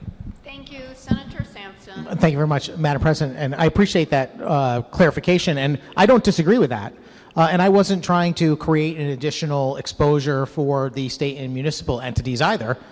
They would simply be subject to the same standard, which is that if the reasonable controls were determined through a preponderance of the evidence standard to not be sufficient, then they would have the same liability that the firearm industry member would. That was the goal of that amendment. It was not to create any type of asynchronous amount of exposure or liability. It was to do the exact opposite, to create complete parity.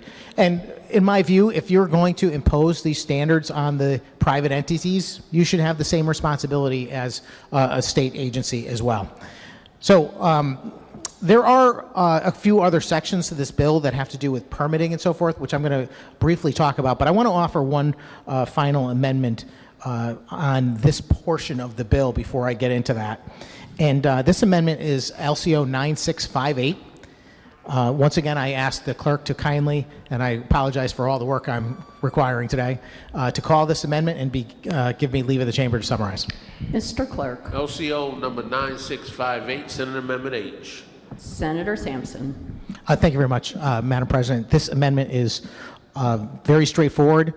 It would require the Department of Economic, the Commissioner of Economic and Community Development to report to the Joint Standing Committees of the General Assembly having cognizance on matters relating to judiciary, commerce, finance, and labor on the impact that implementation of sections 1 to 3 of this bill would have on firearm industry members. And the reason why I'm offering this amendment is because I actually have some data which shows the significant number of people employed in the firearm industry.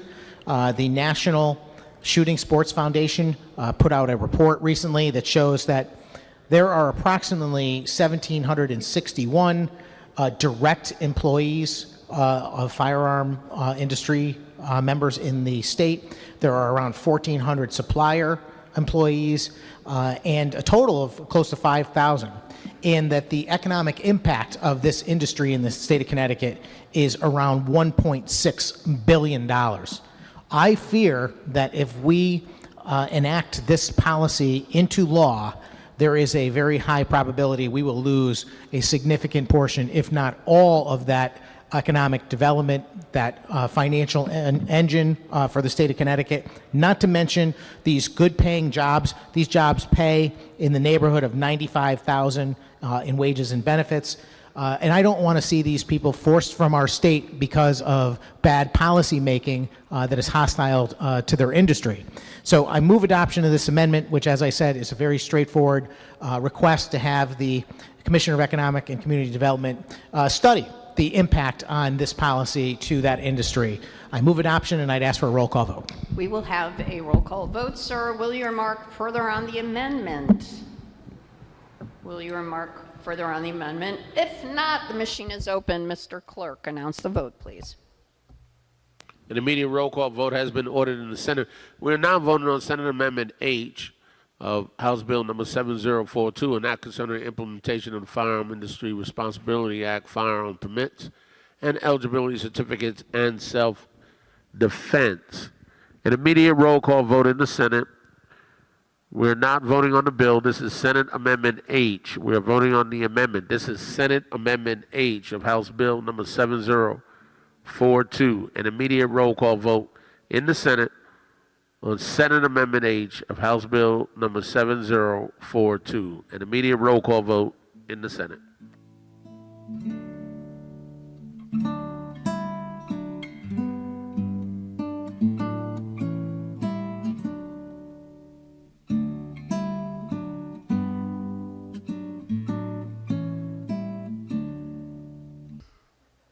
Senate Amendment H, House Bill 7042. Total number voting 36, total voting yea 12, total voting nay 24, absent not voting 0. Amendment fails.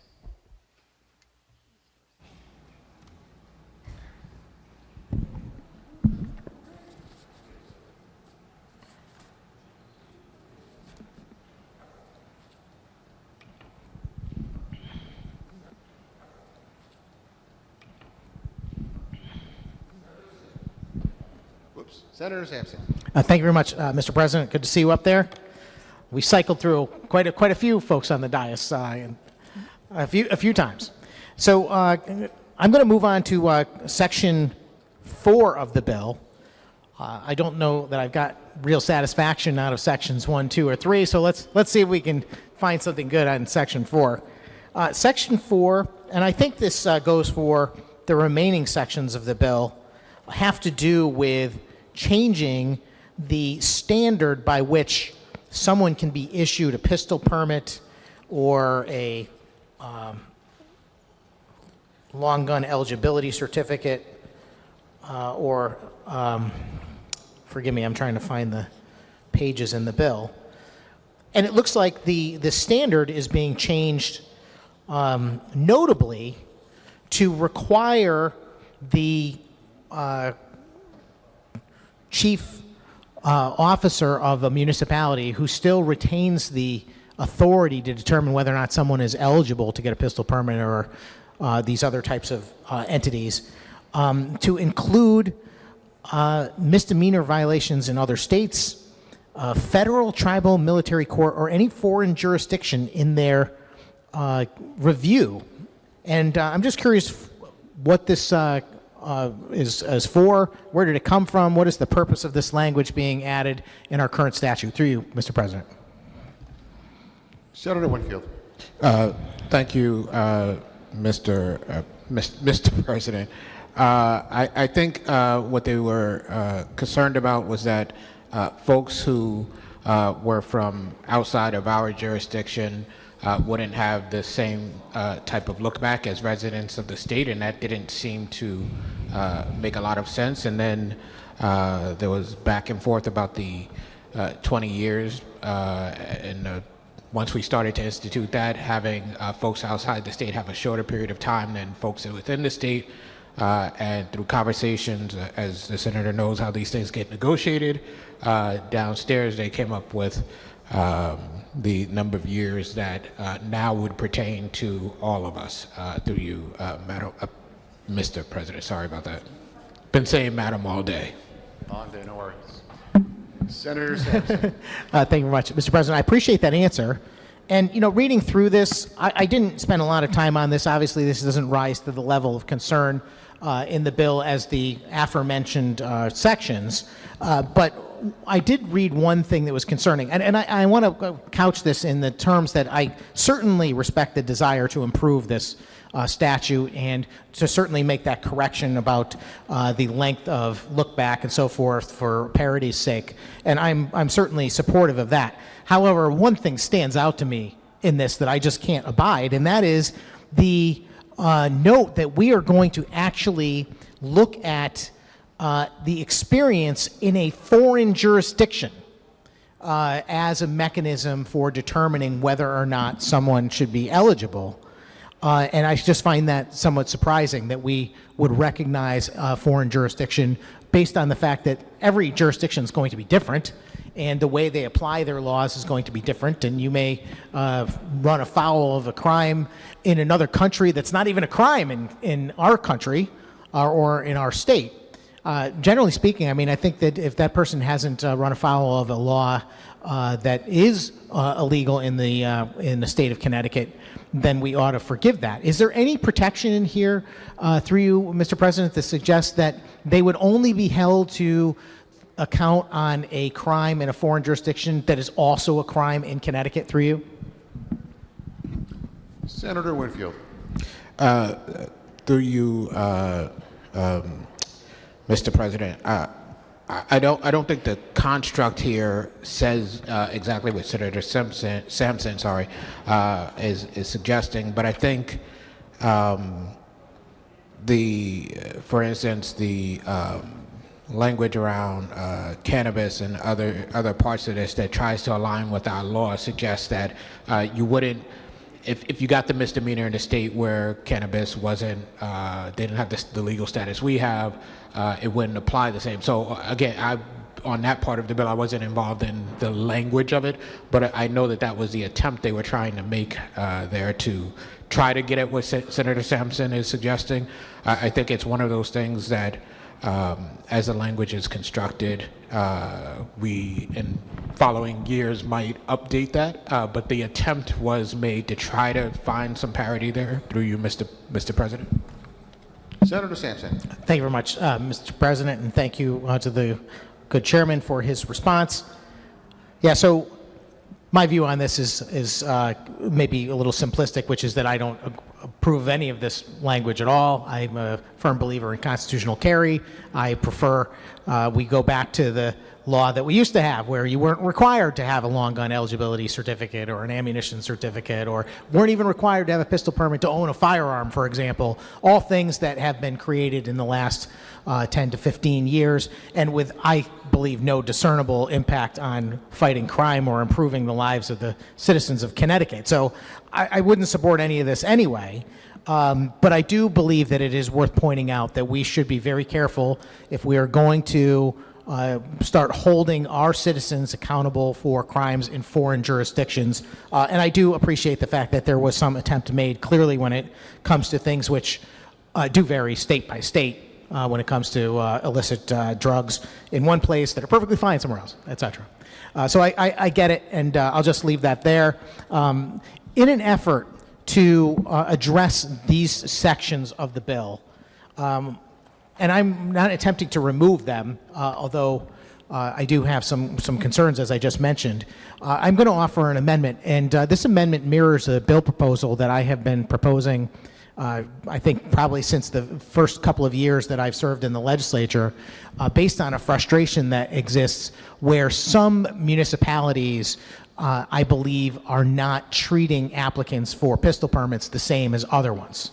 And I want to preserve that local control in the sense that I don't object to the chief officer of that community making the decision.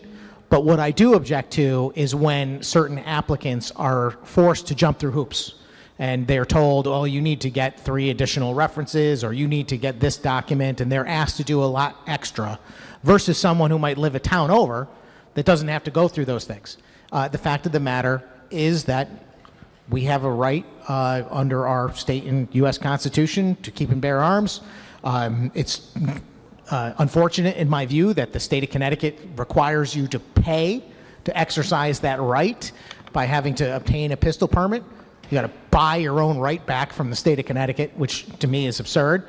But if we're going to do that, what should happen is that everyone should be treated equally. You should not have an easier time getting a pistol permit in one small town like the town I live in, Wolcott, versus the city of Bridgeport or New Haven.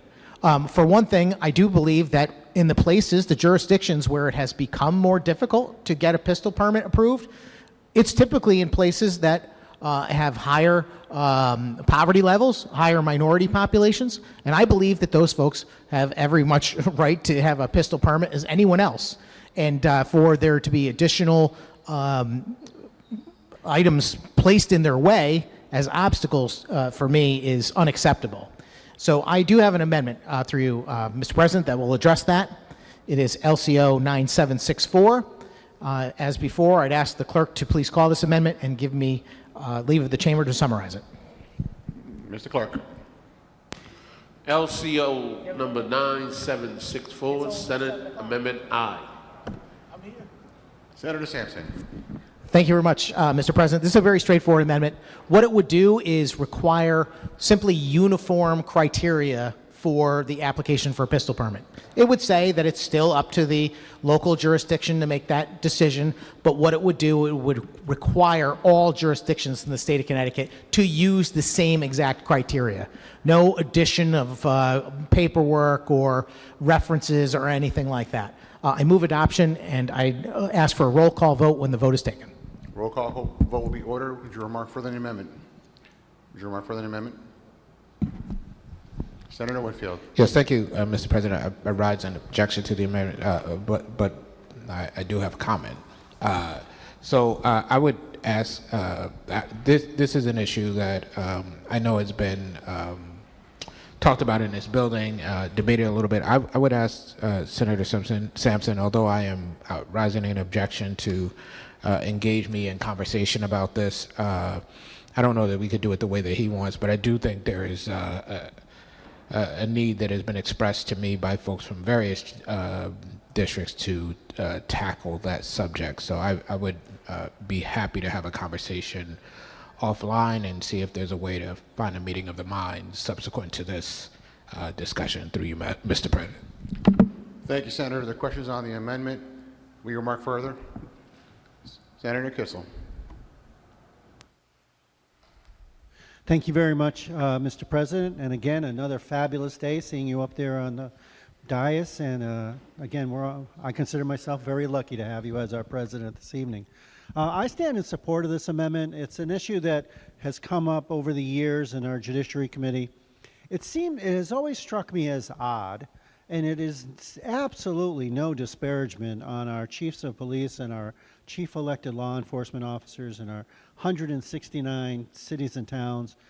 They all do a fabulous job, to the best of my knowledge, and they all really take these laws extremely seriously. But we have a patchwork quilt of how the laws are being implemented when it comes to a review as to who should. On the amendment, Senate Amendment I of House Bill number 7042, an immediate roll call vote in the Senate.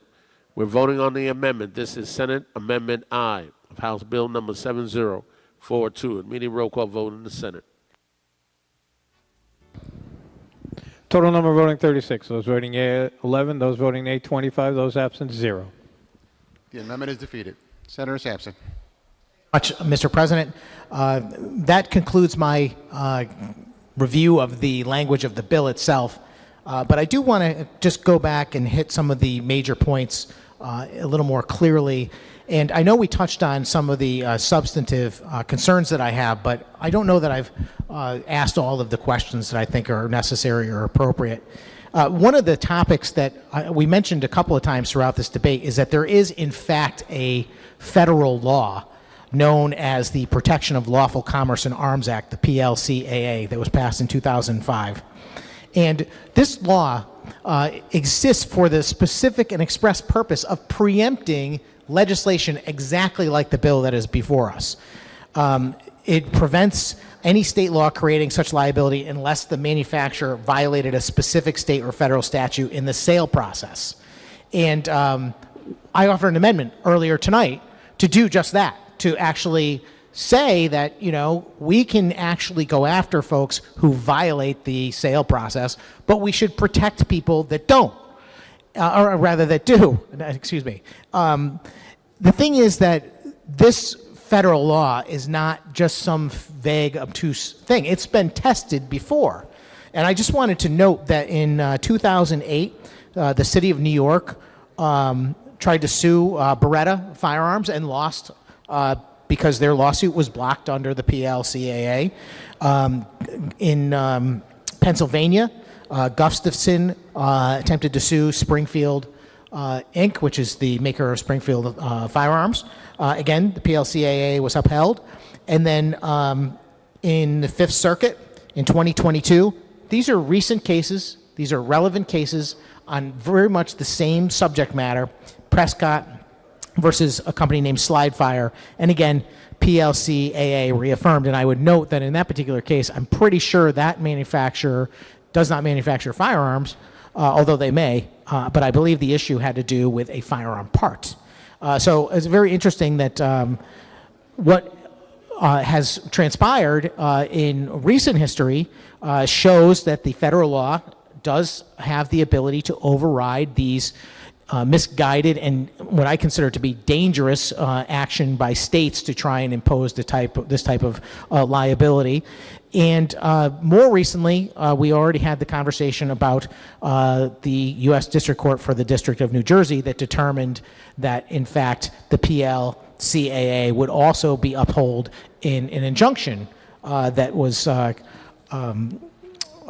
contemplated as a result of a suit between, I think, the state of New Jersey and the members of the National Shooting Sports Foundation. So I'm confident that what's going to happen at the end of the day here is that even if this law does pass, and it does pass this chamber, I'm first hopeful, and I will make a plea to Governor Lamont to please have you or your staff review this debate. Please learn and understand just how wide open this bill is.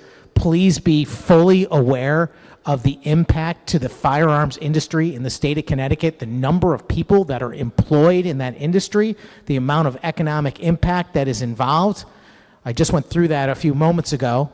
I don't believe that this makes our state any safer or provides any additional benefit whatsoever. And I'm hopeful that you are a lot more reasonable than some of the advocates pushing this bill, which in my view is designed really to illustrate hostility towards the firearms industry and not make good policy for law-abiding citizens. There are other constitutional concerns. There is the notion of due process. We, as lawmakers, should know very well that one of our responsibilities is that when we draft legislation, that it should be clear. It should apply to everyone equally, and there should be no question about who it applies to. And if that's not the case, there's actually a legal precedent for determining certain laws not to be valid. It's called void for vagueness, if I'm correct. My attorney friends around the circle, I'm sure, will correct me. But this is a notion of writing policy that is not clear on its face to the people of the jurisdiction that law oversees. And in this particular case, I don't think you could find a more vague law. Almost every aspect of it is one reasonable person standard piled on top of another reasonable standard on top of another one. I mean, how many reasonable people do we have to find? I don't know that you can get 3 reasonable people in a room these days. The thing is, laws should be very clear. If you want to require firearm industry members to have reasonable controls, then you should stipulate what they are. And if you want to say what they're required to do when they're dealing with a customer or a fellow firearm industry member, you should say what that is. You shouldn't leave it up to a court, maybe months or years down the road, to make a determination with a mere burden of proof that is preponderance of the evidence, enough to be able to put a company out of business, which is exactly what this policy enables. So I just want to ask, through you, Mr. President, I don't know that I asked specifically the good chairman about his opinion about these legal conflicts. Is there any concern on behalf of the majority that this bill does in fact conflict with the Protection of Lawful Commerce and Arms Act, the federal law I just mentioned that passed in 2005? And if so, is there a concern that this will result in a challenge in the court and maybe the expense of legal fees to the taxpayers of the state of Connecticut? Through you. Mr. Winfield. Senator Winfield, sorry. It works, whatever. Thank you, Mr. President. And through you, Mr. President. I am always concerned about whether or not we are on steady ground when we do whatever we do here. So that's an ongoing concern of mine. As I spoke earlier, I think there are exemptions under the federal law. I think, though Senator Sampson would disagree, to my mind, we were kind of in that zone. But I do have concerns, and I think Senator Sampson, I don't think would disagree with me whether this was perfectly legal or not. That probably would get challenged, right? That's just kind of how these things tend to work, particularly when it comes to some of the gun bills we pass in this state. So, yeah, sure, I have a concern. And as it relates to the example from New Jersey, I hadn't known the example to fit squarely into this bill. I know there is an injunction that relates to work that they did on gun bills, but I didn't know that. And I would just say this, the injunction matters, but it is not the end of the story. Injunctions are overcome, and we will see what happens through you, Mr. Chair. Mr. President. Senator Sampson. Thank you very much, Mr. President. I appreciate that answer. I'm curious, was there any attempt to get a legal opinion or analysis from the Legislative Commissioner's Office on this bill before it was put together, or was an attempt made to contact the Attorney General to get their opinion on the constitutionality of this legislation through you? Senator Winfield. Through you, Mr. President, I cannot say that happened, but I also can't say that it didn't happen. As I think the senator knows, there's a lot of work in the Judiciary Committee, and it gets split in all kinds of ways.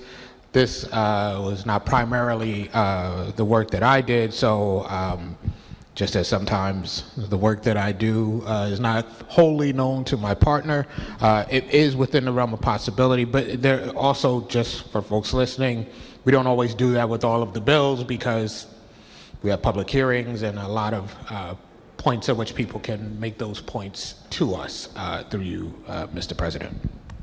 Senator Sampson. Thank you very much, Mr. President. Again, I appreciate that answer. I guess I'll move on from that point. I don't know that we have agreement. I am very concerned that we will be sued and we will lose, and the taxpayers of this state will end up having to pay for it. But on the other hand, I will be thrilled when that happens because I am very much opposed to this legislation being the law in the state of Connecticut. I think it is completely hostile to the industry and unnecessary. Can the good chairman let me know if this type of liability standard, and we did discuss this or touch on it, but I don't know that I asked this question so specifically. Is this type of liability standard applied to any other lawful industry in Connecticut through you? Senator Winfield. Sorry about that, Mr. President. If Senator Sampson could reframe the question, I would appreciate it. You reframe the question, Senator Sampson. Thank you very much, Mr. President. I'm simply asking, no, I know we did discuss it to some degree, but I would like to just get a direct question on the record. Is this type of liability standard in place for any other type of industry in Connecticut? Through you. Senator Winfield. Through you, Mr. President, I haven't been involved with and I'm trying clearly, when you ask that question, I start running in my head. I don't think it works exactly this way, no, but if you really want an absolute answer, it would take me a while to discover that, just to be certain, through you, Mr. President. Senator Sampson. Thank you very much, Mr. President. I appreciate that answer, but what I'm referring to is something that I think stands out so significantly that we would know. And that is a case where we take and assign liability to the manufacturer or retailer, also distributors, wholesalers, etc., of a product, a perfectly legal product under Connecticut law, for the actions taken by a third party, someone that purchases that product. Do we do that in any other case for any other product that you're aware of through you? Senator Winfield. Again, I am not aware, but I will also say that while it might feel like we would definitely know, 20 years down the road, if we had this as our law, it would not stand out the way it does today, through you, Mr. President. Senator Sampson. Thank you very much, Mr. President. I appreciate the response, but that's the problem with this bill. It's the number one thing. I mean, we can point to many different aspects of the bill that are problematic, but this is the substantive piece. One thing I talk about a lot in this chamber is the notion of fairness, and I bring it up a lot because frankly, the majority party likes to claim the mantle of fairness on a regular basis.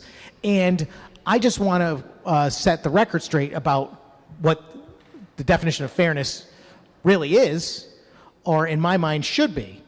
And that is the definition of fairness that we have even as small children.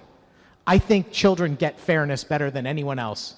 You ask any 10-year-old kid whether or not they deserve to be rewarded for their good behavior or for accomplishing a goal, or that should be taken away and provided to someone else who did not, and they'll tell you absolutely not.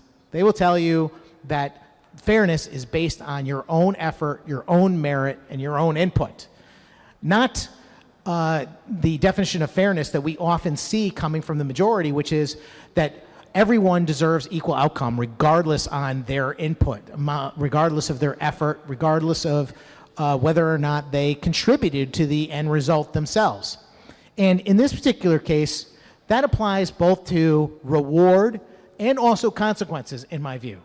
And what's happening here is we are trying to apply negative consequences to folks that have no party to the problem that's at hand. We are going to start applying a standard by which we're going to punish people that are completely and utterly innocent based on the actions of others. That's what this bill does.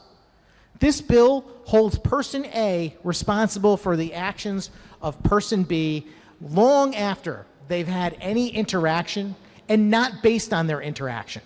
It's shocking in my mind. We sell, as a nation and as a state, countless types of products that are dangerous. Not just guns, but chemicals that are toxic, gasoline. You can go find gasoline down the street. It could be used to burn anything, including private property. It can cause damage to individuals. We don't regulate gasoline in this way. Bleach, hammers, knives, Buicks. All of these things, if used improperly, can cause harm. And there's an expectation, of course, that when they're sold by the manufacturer to a retailer and then to a customer, that they're not going to be used in that way. But how can a manufacturer of anything, whether it is a Buick or a hammer or a firearm, be held accountable for what someone else does with it down the road? It doesn't make any sense, Mr. President. And yet that's what this bill would have us do. And it does it in a way that isn't even a reasonable way, which would be to suggest that somehow the retailer or the manufacturer was part of the problem, that they contributed to why that terrible act ultimately occurred, because they encouraged it in some way, or they knew it was going to happen, or they were involved in that. That I can understand. But this bill makes no attempt to limit that exposure. This bill does the exact opposite. It creates a set of circumstances where anyone can make that accusation, and then they can use that as a mechanism to litigate a company out of business. Through you, Mr. President, another question. Can we come up with an example of any particular case where a manufacturer or a federally licensed firearm dealer knowingly violated the law and escaped accountability under our existing statutes? Through you. Senator Winfield. Through you, Mr. President, no, but I didn't make an attempt to find that kind of information, so I don't walk around with that information readily available. Through you, Mr. President. Senator Sampson. Thank you very much, Mr. President. I appreciate that, and I don't expect my good colleague to walk around with all kinds of information, but we are debating a bill about firearms and about the liability that happens when a firearm transaction takes place. And I'm just looking for one casual example to say that this person sold a firearm knowingly to someone that used it in a crime, and they are somehow responsible. And I'm just curious to know what the circumstances were. I don't know that we have an example to point to. And that's another frustration about the bill that is before us, that is, I don't think that it actually is a result of anything or any actual risk that exists in the world. I believe that the majority, with virtual certainty of firearms manufacturers and dealers that we have in the state of Connecticut, are trying to uphold the law, follow the protocol, go through the background check, go through the procedures, keep the records necessary and so forth to satisfy the state's requirements. And I don't have any indication that that's not the case. You would think before bringing a bill up like this that would expose those same people to all kinds of liability, you'd be able to say, well, we've got a problem. Generally speaking, that's what happens in here. Someone brings out a bill and says, we need to do this because. Is there a because? I guess is the question that I'm really asking through you, Mr. President. Senator Winfield. Yes, thank you, Mr. President. Because it's come in all shapes and sizes, they're not the because that I think Senator Sampson is necessarily looking for. I think some people feel that this is a problem, whether it's a problem that's happened or not. And so people bring ideas, as they bring all kinds of ideas to us. This went through a public hearing and passed on the floor of the House and came to the Senate for a debate. Do you, Mr. President? Senator Sampson. Thank you very much, Mr. President. I appreciate the good gentleman and his effort to answer my questions tonight. And I know that I put him on the spot a number of times, and I don't mean to do that, except he's the guy lucky enough to have to bring out this bill. The thing is, I don't think there is a because. I think I stated very clearly from the outset what the purpose of this bill is. I'll touch on that when I close up my remarks in a moment or two. But as a follow-up to that, let me just ask this question. Why is it's the firearms industry that is being singled out for this exposure, that we're going to hold them accountable for the use of their product after it's sold? I mean, you could just as easily hold the sellers of hammers or bleach or any of the other items that I mentioned. You could create that element of liability for them also. Why this industry, through you? Senator Winfield. Thank you, Mr. President. Mr. President, this is the bill that was presented before the committee, and it wasn't a bill on bleach, or you can name a number of things. It's literally because that's how the process here worked. I don't have an answer. I didn't generate it. I didn't ask us to do this particular bill, but it came to the committee as Senator Sampson knows, because he was a long-standing member of the committee. We review, we put a bunch of bills up, and then we determine which bills are going to move forward. This bill got the number of votes. I think folks are free to come and present an argument on, and I don't mean to be flippant here, bleach or whatever the case may be, because I know it's going to sound flippant, and we've been here a while, so want to be careful about that. But folks are free to bring it, make an argument, and I will honestly consider it. Some of the stuff clearly would not make meet the hurdle, but certainly we can have those conversations through you, Mr. President. Senator Sampson. Well, thank you very much, Mr. President. The issue here really is that everything that the good chairman said is completely true, but I want to point out that it's a choice. This legislature is made up of many different committees and many different members. 151 House members, 36 senators. Every one of us puts in bill proposals every year, and all of those bill proposals are then cycled through to the various committees of cognizance, and then the chairman of those committees decide which bills go forward. And certainly far more bills are presented to them than they allow to go forward. I put in a great many bills that probably went to the Judiciary Committee, and I'm not casting aspersions because my bills didn't go anywhere, but a lot of them didn't go anywhere. But this bill did. This bill went somewhere. This bill was brought forward by the chairs. It was brought up for a public hearing. It did pass out of the committee, and it is here, all at the pleasure of the majority. So to suggest that somehow it just happened because it was brought up, I don't think is really fair. Because I'm trying to bring up things all the time, and they're not necessarily heard either. The only way things survive the scrutiny of the chairs of the Judiciary Committee or any other committee is that they approve them. They have to support them, they have to vote for them, and they have to do so enough to actually put them forward for the other members to vote on. So, without having a specific because or a there to describe what the purpose of this bill is in a way that would satisfy the concerns of those of us that are looking at this like an attack, it strikes me as an insufficient response. One final question I'm going to ask the good chairman, and then I'll wrap up my comments.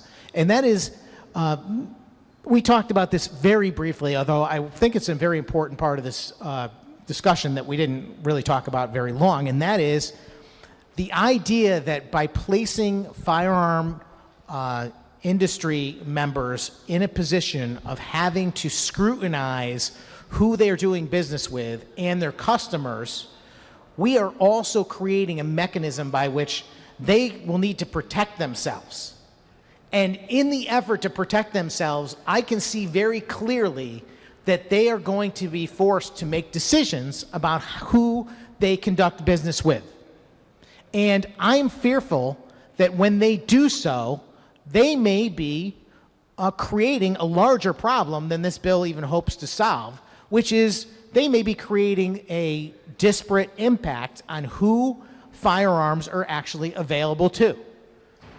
Because you will have firearm retailers refusing to sell firearms to certain individuals based on their instinct, gut feeling, internal bias, discrimination, whatever, but not good reasons.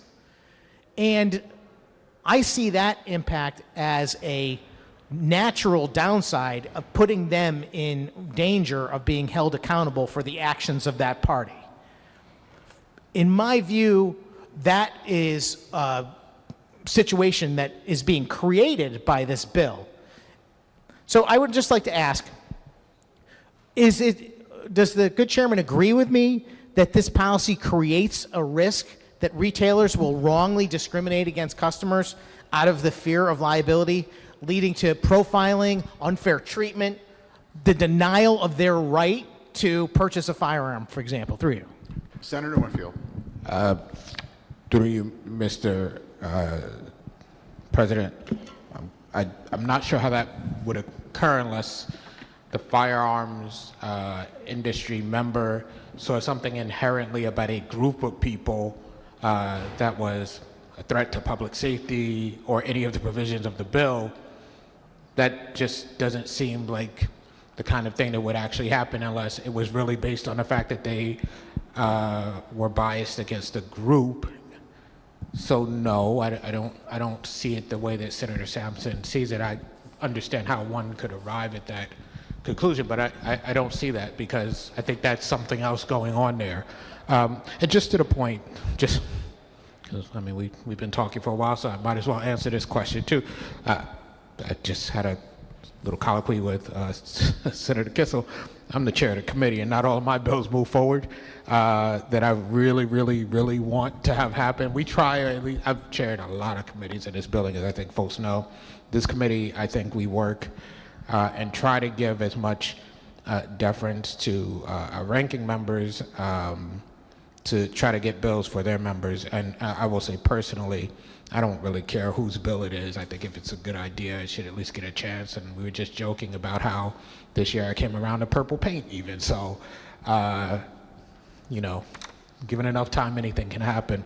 But in direct answer to your question, Senator Sampson, I think it is very difficult to stumble upon discriminating against a group of people because of a characteristic that's inherent to them without actually being biased against that group through you, Mr. President. Senator Sampson. Thank you again, Mr. President, and thanks to the chairman. I appreciate his answer very much, but I think that there's no question that when you put an individual under the amount of scrutiny that this bill creates, the amount of potential liability that this bill creates, they are absolutely going to be wary of how they perceive the people that they do business with and even the retail customers that they do business with as a result. I just don't see any way around it. And I am fearful that the net result of that is that people will be turned away, and for no good reason, because we have forced the hand of the firearm retailer to make decisions that they don't want to make. If they were simply, as today, under current law, required simply to follow the protocol and procedures, which are colorblind, which are based solely on your meritorious ability to obtain a firearm purchase because of your permit that you established lawfully, then there's no danger of that. That is the protocol being used today, right now. And I already tried to make this point that the state is the one that has the ultimate responsibility for determining whether or not someone is a satisfactory purchaser of a firearm at the retail level. The state is also the decider of whether a firearm dealer gets to be a firearm dealer. The federal government is the decider of whether someone is responsible enough to be a federally licensed firearm dealer. The state and the federal government take on this role over and over and over again. Why is that not enough? Why is it we now have to go ahead and add this mountain of potential liability through this series of trapdoors that I mentioned to create a situation that is so utterly hostile to this industry that I believe it will cause people to flee this state? And I think that's just one symptom, is that you're going to put these poor retailers in a position of having to scrutinize their customers in a way they never had to before, where they could have just relied on the following the law, the guidelines, the background check procedure that they had. Now you're going to ask them to do something in addition to that, and I don't think it will end well. So just to wrap up on this bill, and we've covered pretty much every point, but I just want to bring it back to a short but significant laundry list of items that should cause pause to anyone that is considering supporting this bill. First, as we mentioned a moment ago, I believe it is in direct conflict with federal law. There's actually a federal law on the books designed to prevent this from happening. We know that that law has been upheld in several other situations in other states recently. We also know that there's a case in New Jersey right now where there at least has been an injunction so far, and who knows what will come of that, as was mentioned by the chairman. This bill is an end run around the Constitution. I believe it is a coordinated strategy to undermine the Second Amendment of the Constitution of the United States, as well as our state constitution. Since they're having difficulty repealing our Second Amendment freedoms at the federal level, the attack continues on the state level, year after year, bit by bit, piece by piece. The majority in this particular state continues to take pieces away from law-abiding citizens as far as their rights to be gun owners and to satisfy their Second Amendment freedoms. No other industry is treated this way. Not a single other industry, not knife makers, not automakers, not people that make various hardware items, all of which, by the way, I'm using examples that are things that are used in crimes and in murders, sadly, on a fairly regular basis. If you go and look at the FBI statistics, you're going to find out that bare hands, I think, is one of the number one murder weapons used in the country. Knives take the place of guns when there are no guns around. If you look around the world where there are heavy-handed gun control legislation passed, you find out that there are unbelievable mass murders committed with knives. We don't regulate knives in this way. This is going to create a chilling effect, as I mentioned, on this entire industry. when this bill passes, I don't know what's going to happen. I don't know how my friends in this industry are going to react. I don't know that they're going to immediately close their doors, but they're going to be on guard, and they're going to be waiting to hear what happens next. And I hope the thing that happens next, as I mentioned earlier, is that we get a veto. I think that common sense should prevail in this case. This is a bill that was put forward, in my view, for political purposes. It is too far-reaching to actually become law in the state, and I'm hoping somebody that's got some common sense puts a stop to it before it's enacted into law. This bill targets law-abiding citizens and small businesses. Small local gun shops and FFLs, I don't know if I was one of them, would bother to put myself in a position to take the risk that some incident might occur in the future that could come back on me even if I did nothing wrong. And I know the good chairman has tried to say over and over again that this would never happen to somebody who did nothing wrong. But in my view, the Bushmaster v. Soto case illustrates that Bushmaster, in my view, did nothing wrong. If you look at their ads that they were targeted over, there's nothing about them that suggested that anyone should commit any crime whatsoever, let alone a heinous murder. And at the end of the day, they ended up paying out. Guns are not the issue. Criminals are the issue. Senator Kissel started the day telling us just that a firearm doesn't get up off a table and harm anyone. It is just a tool, like a hammer, like a knife, like anything else. And it can be used for good or evil, depending on who's responsible. And we need guns in our society. Guns are what protect us. We have a military that has guns for the purpose of keeping the people of this country safe. When we are in trouble and we need help, we call a man with a gun, or a woman. We call the police. And we don't call them just because they wear a uniform. We call them because they have a gun. And they can actually be there to do something to protect us. And to suggest that somehow guns are inherently evil is ridiculous. They're inanimate objects. And it's frustrating to have a bill like this, which in my view paints gun ownership as a crime, as something to be ashamed of, and that you are under immense scrutiny because we're just waiting for you to do something wrong, is absurd. Our country is founded on a set of principles, and one of those principles is that private gun ownership is what keeps us as free citizens. And I firmly believe that. And the more that we erode the right of citizens to maintain firearms, we will be less free. There is no question about it. And all you have to do is look at the history of the world and see places that are not as safe or as kind or as free as America, and you will discover, in large part, that's because those people do not have the same freedoms that we have, especially the right to keep and bear arms in defense of themselves. As I said, I believe the real goal of this legislation is abolition. The people that are pushing this bill, and I'm not casting aspersions on the good chairman or the other members of the majority party in this room, but the folks that are driving this on a national basis, their goal is to incrementally get us to abolition, to a place where there are no lawful firearms left in America, maybe the world. That's what their goal is. And this bill is a tool. Much like a firearm can be used as a tool for good or bad, legislation can be used as a tool for good or bad, and this is legislation being used for bad.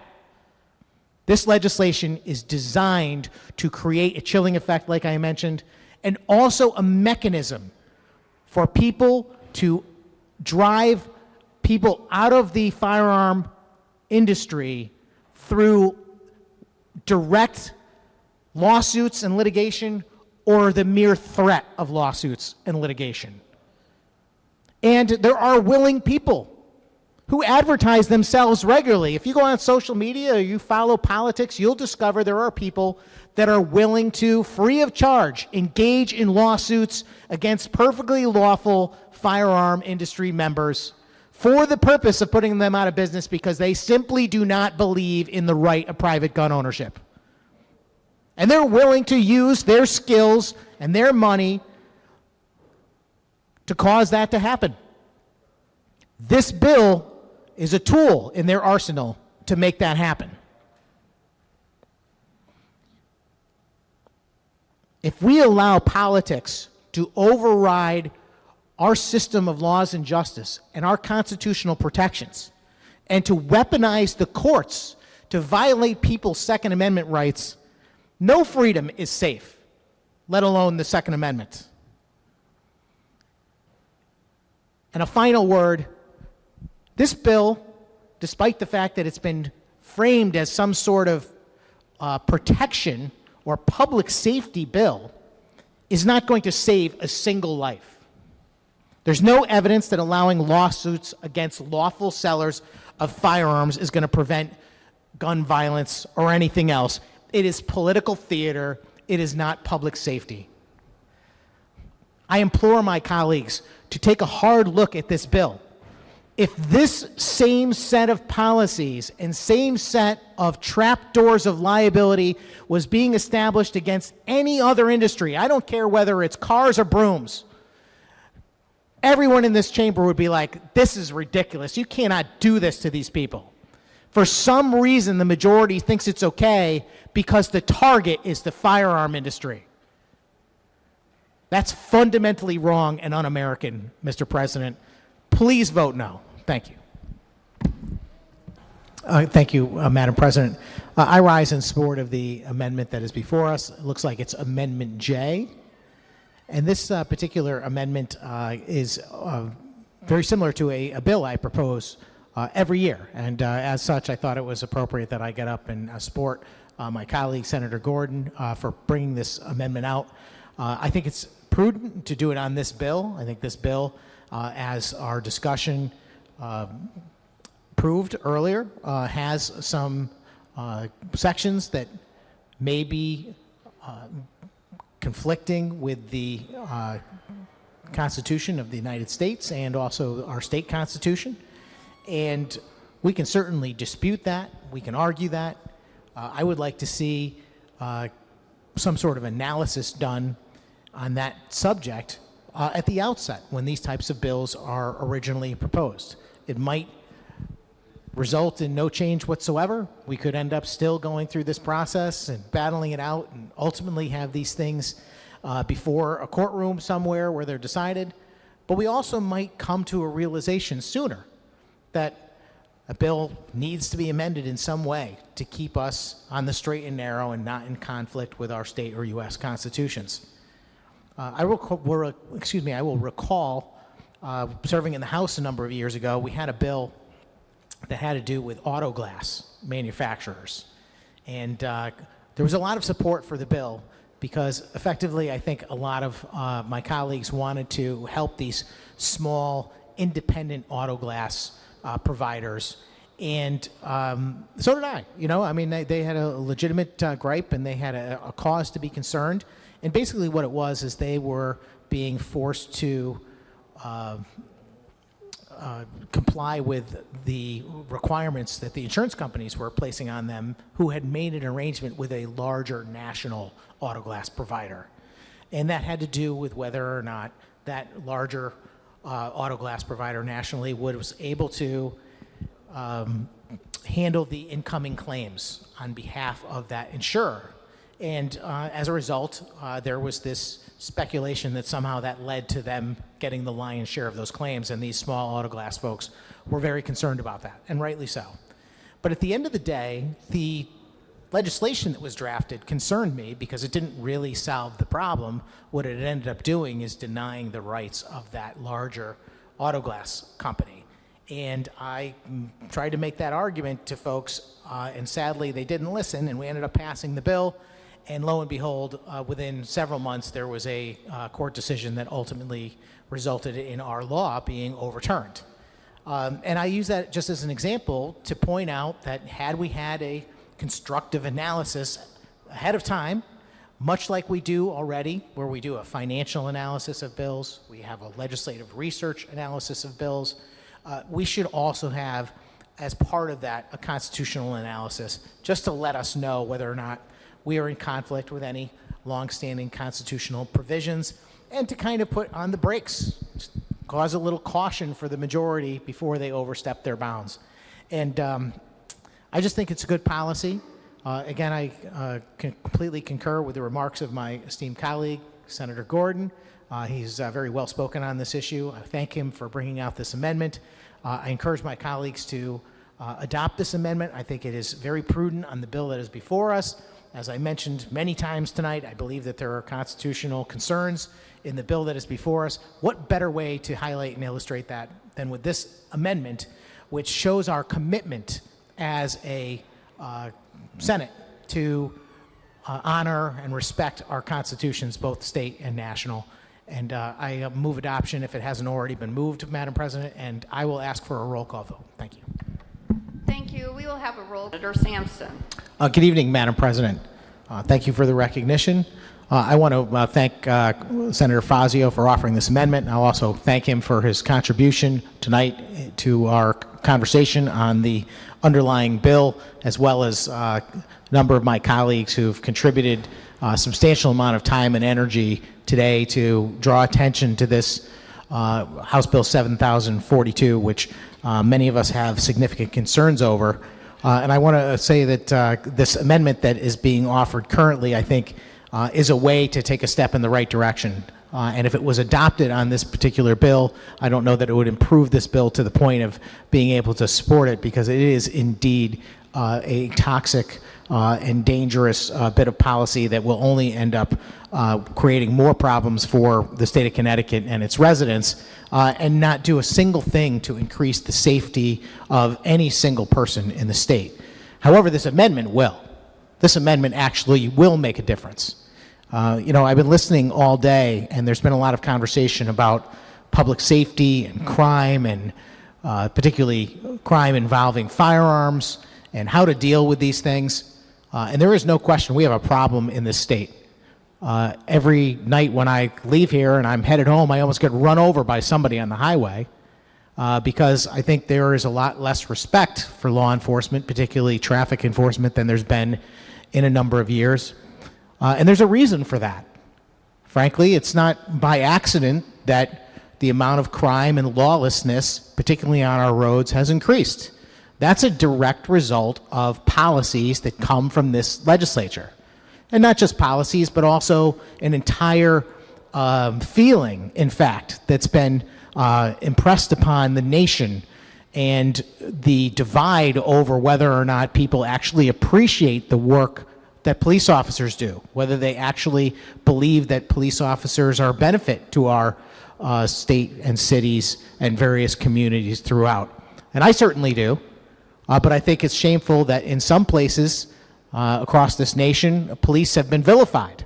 There's been attempts to defund the police, to claim that they are somehow a problem in our society. And again, I'm a civil libertarian and somebody who's into small government. So I'm actually one of the first people to be cautious about expanding the powers of law enforcement, and have stood very often with people who might want to rein in the authority and power for police to do certain types of listening in with various devices without warrants and things like that. This is the type of policies that I've been in part of negotiations over the recent years, where I might not have been on the same side. But I've always respected the police officers that do their job and put their lives on the line every day to keep us safe. And I've tried in my role as a state senator to make sure that I vote to show my support for people that are willing to take on that risk and put their bravery on the line for the rest of us. I mentioned that there's a reason why the quality of law enforcement is declining in our state, and it's not just this national divide over our appreciation of law enforcement professionals. It's also a bunch of policy. I was first elected back in 2010, and shortly thereafter, in 2011, the legislature passed Public Act 11-51, which reinstituted risk reduction credits. This is good time off credits, effectively, that ended up reducing the sentencing time for people serving criminal prison sentences. And shockingly, this bill, I remember debating it and voting on it in the House, and I remember me and my Republican colleagues down there offering amendment after amendment, trying to at least peel back some of the worst crimes for criminals with gun violence associated crimes, with sexual assault related crimes. And sadly, all of our amendments were defeated one after another. And over the years, in fact, I think maybe even on this bill, we have an amendment actually filed. I don't know if it'll be called, to change the risk reduction credit program so that it no longer applies to people with gun violence or sexual assault crimes, things that should have been reversed long ago. In 2012, the legislature passed, again, mostly on party lines, the expanded traffic stop data bill, which required a lot of data to be provided based on traffic stops, based on race and gender and so forth. But this bill, while it did some good things, it also made it more difficult for prosecutors to have juveniles' cases transferred to adult court and limited the prosecution of repeat offenders. Anyone's wondering why the number of car thefts has risen over the last decade, I would say this is one of those key ingredients in why that has happened. We repealed the death penalty in 2012. That was not a party line vote, but I voted against that. In 2015, the Second Chance Society bill passed. This was a bill that reconstructed the Board of Pardons and Paroles.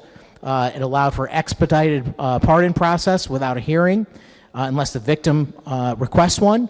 And we know that we've had significant problems with the Board of Pardons and Paroles ever since. We had a rash of massive reductions in sentences, in the last couple of years that happened. And I remember reports of, something like in the neighborhood of 70 or 75 individuals who had a decade or more shaved off their prison sentences. These things are sending a message into our state. It is a message that in Connecticut, we do not punish our criminals like we once did. In 2015 also, a bill, Public Act 15-183 passed, eliminating the automatic transfer of juveniles aged 14 to 17 charged with certain felonies. In 2018, we created the community-based and diversion system and school-based system for juveniles, capped the length of juvenile probation to 30 months, and eliminated the juvenile training school. Again, another thing that has probably contributed to the amount of juvenile crime in our state. More recently, in 2019, we had the expansion of the Trust Act, which we just revisited again this week.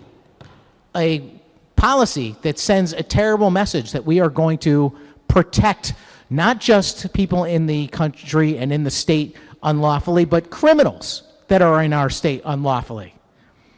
In 2020, we came in for a special session, and on more or less party lines, once again, the majority passed the Police Accountability Act, something that absolutely 100% can be said to have contributed to the decline in the quality of our law enforcement by imposing restrictions on our law enforcement in their ability to do consent searches, to take away qualified immunity, putting police officers in danger of becoming personally liable for their actions on the job.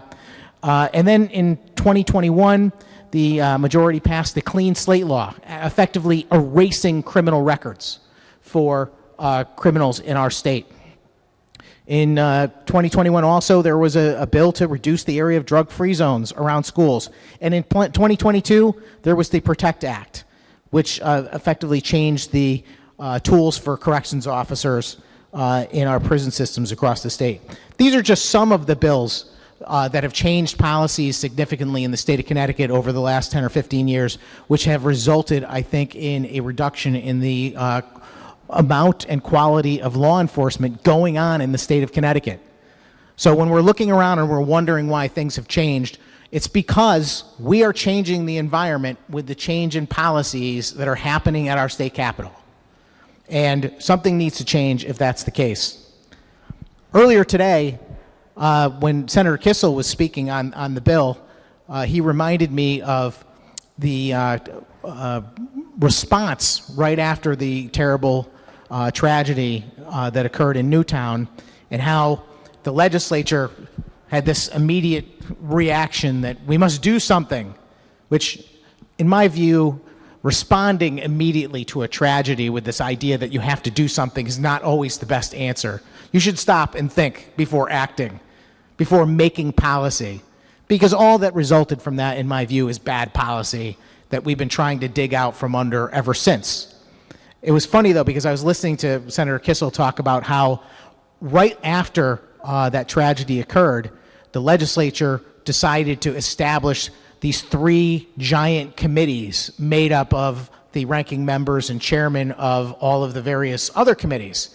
And I, of course, was the ranking member of the insurance committee at the time, and I got assigned to the mental health portion of the policy-making process after, in response to the Sandy Hook tragedy. There was a portion that was dedicated to gun violence, one to school security, if I remember, and then one to mental health. And I'll never forget that we were asked to go down and participate in a public hearing at Sandy Hook High School. And this is only a few days after that terrible tragedy. And they set us up on the stage in the high school auditorium, all these lawmakers sitting there. And I remember sitting on the stage with my colleagues, and folks would come up to the podium and tell their stories. I have to tell you, it was one of the saddest days that I've experienced in my life for several reasons. One, it was terrible to listen to how distraught and upset the people in that community were over what happened. And it affected everyone. There's no one that I know of that did not feel for the people that lost their children, and just the incredible sorrow that was just floating in the air for a long period of time after that. But one of the other things that was so upsetting about that experience for me is I was sitting on that stage with my colleagues, and if you know anything about the legislature, you should know that if there's a public hearing and people are testifying in front of that hearing, it is the responsibility of the members of the legislature that are on that panel to listen, to search for facts, to ask questions. But that's not what happened that day. What happened is all of these lawmakers kept standing up and clapping for each person that got up and spoke. And I understand it was an emotional time, and certainly there were some people that were worthy of a reaction. But people were applauding the call for policy changes that were not going to be effective ever. And they were just caught up in the moment. And I was surprised that my fellow lawmakers were caught up in the moment so much that they couldn't sit there and listen objectively and do their job as professionals who actually were trying to weigh what was good policy and what was not in an effort to try and fix the problem, if that problem was even fixable. And frankly, the problem is not fixable.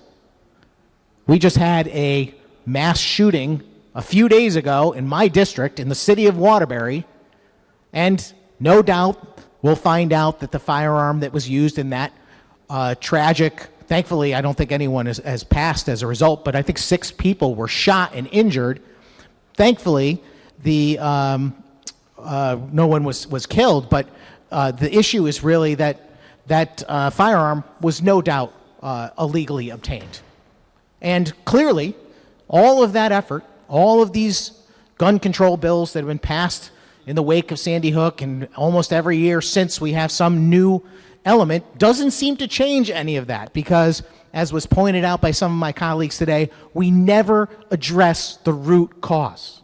We never address the trafficking of legal firearms substantially. We never prosecute the criminals fully that are responsible for these things.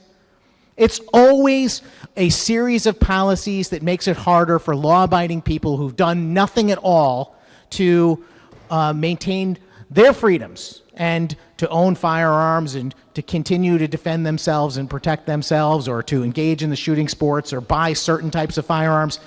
We pass laws criminalizing things that are victimless. They're creating victimless crimes, possession of this or that, identifying certain firearms by their superficial characteristics, not by whether they're actually dangerous or anything like that. It's an absurd way of lawmaking. And I've watched over the years as the majority and this governor and the previous governor have tried to take credit for the fact that somehow they've solved this mass shooting problem that happened. They've done no such thing. In fact, if anything, we've been lucky. We've been fortunate there hasn't been another terrible tragedy as a result, because we haven't done what needs to be done. I want to thank Senator Ciccarella, who made a very good point earlier about, the number of prosecutions that exists for the number of crimes involving firearms is pathetic. It is pathetic. We are not actually trying to dissuade anyone from engaging in these crimes at all, it appears. At any rate, this bill is more of the same. But the amendment that we are on right now that would create a grant program to put school resource officers in schools is near and dear to me. And this is why I brought up the issue of Sandy Hook to begin with, because the whole time that the majority was talking about how they were going to crack down on certain types of assault weapons and ban this and ban that, I kept on saying, why don't we do something that might be effective? Why don't we put school resource officers in schools? The only way to truly stop a bad guy with a gun is a good guy with a gun. And that's what a school resource officer is.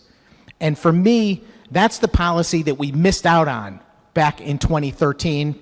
And we've been working on it ever since. I'm not the only one. There's quite a few of my colleagues who put in bills every year suggesting that we try and create more ways to get more school resource officers in schools across our state. I believe that is a positive step forward. This amendment that would create such a grant program, I wholeheartedly endorse. It will certainly not fix the underlying bill, but I would love to see this become law as well. And I encourage my colleagues to support it. Thank you very much, Madam President. Thank you.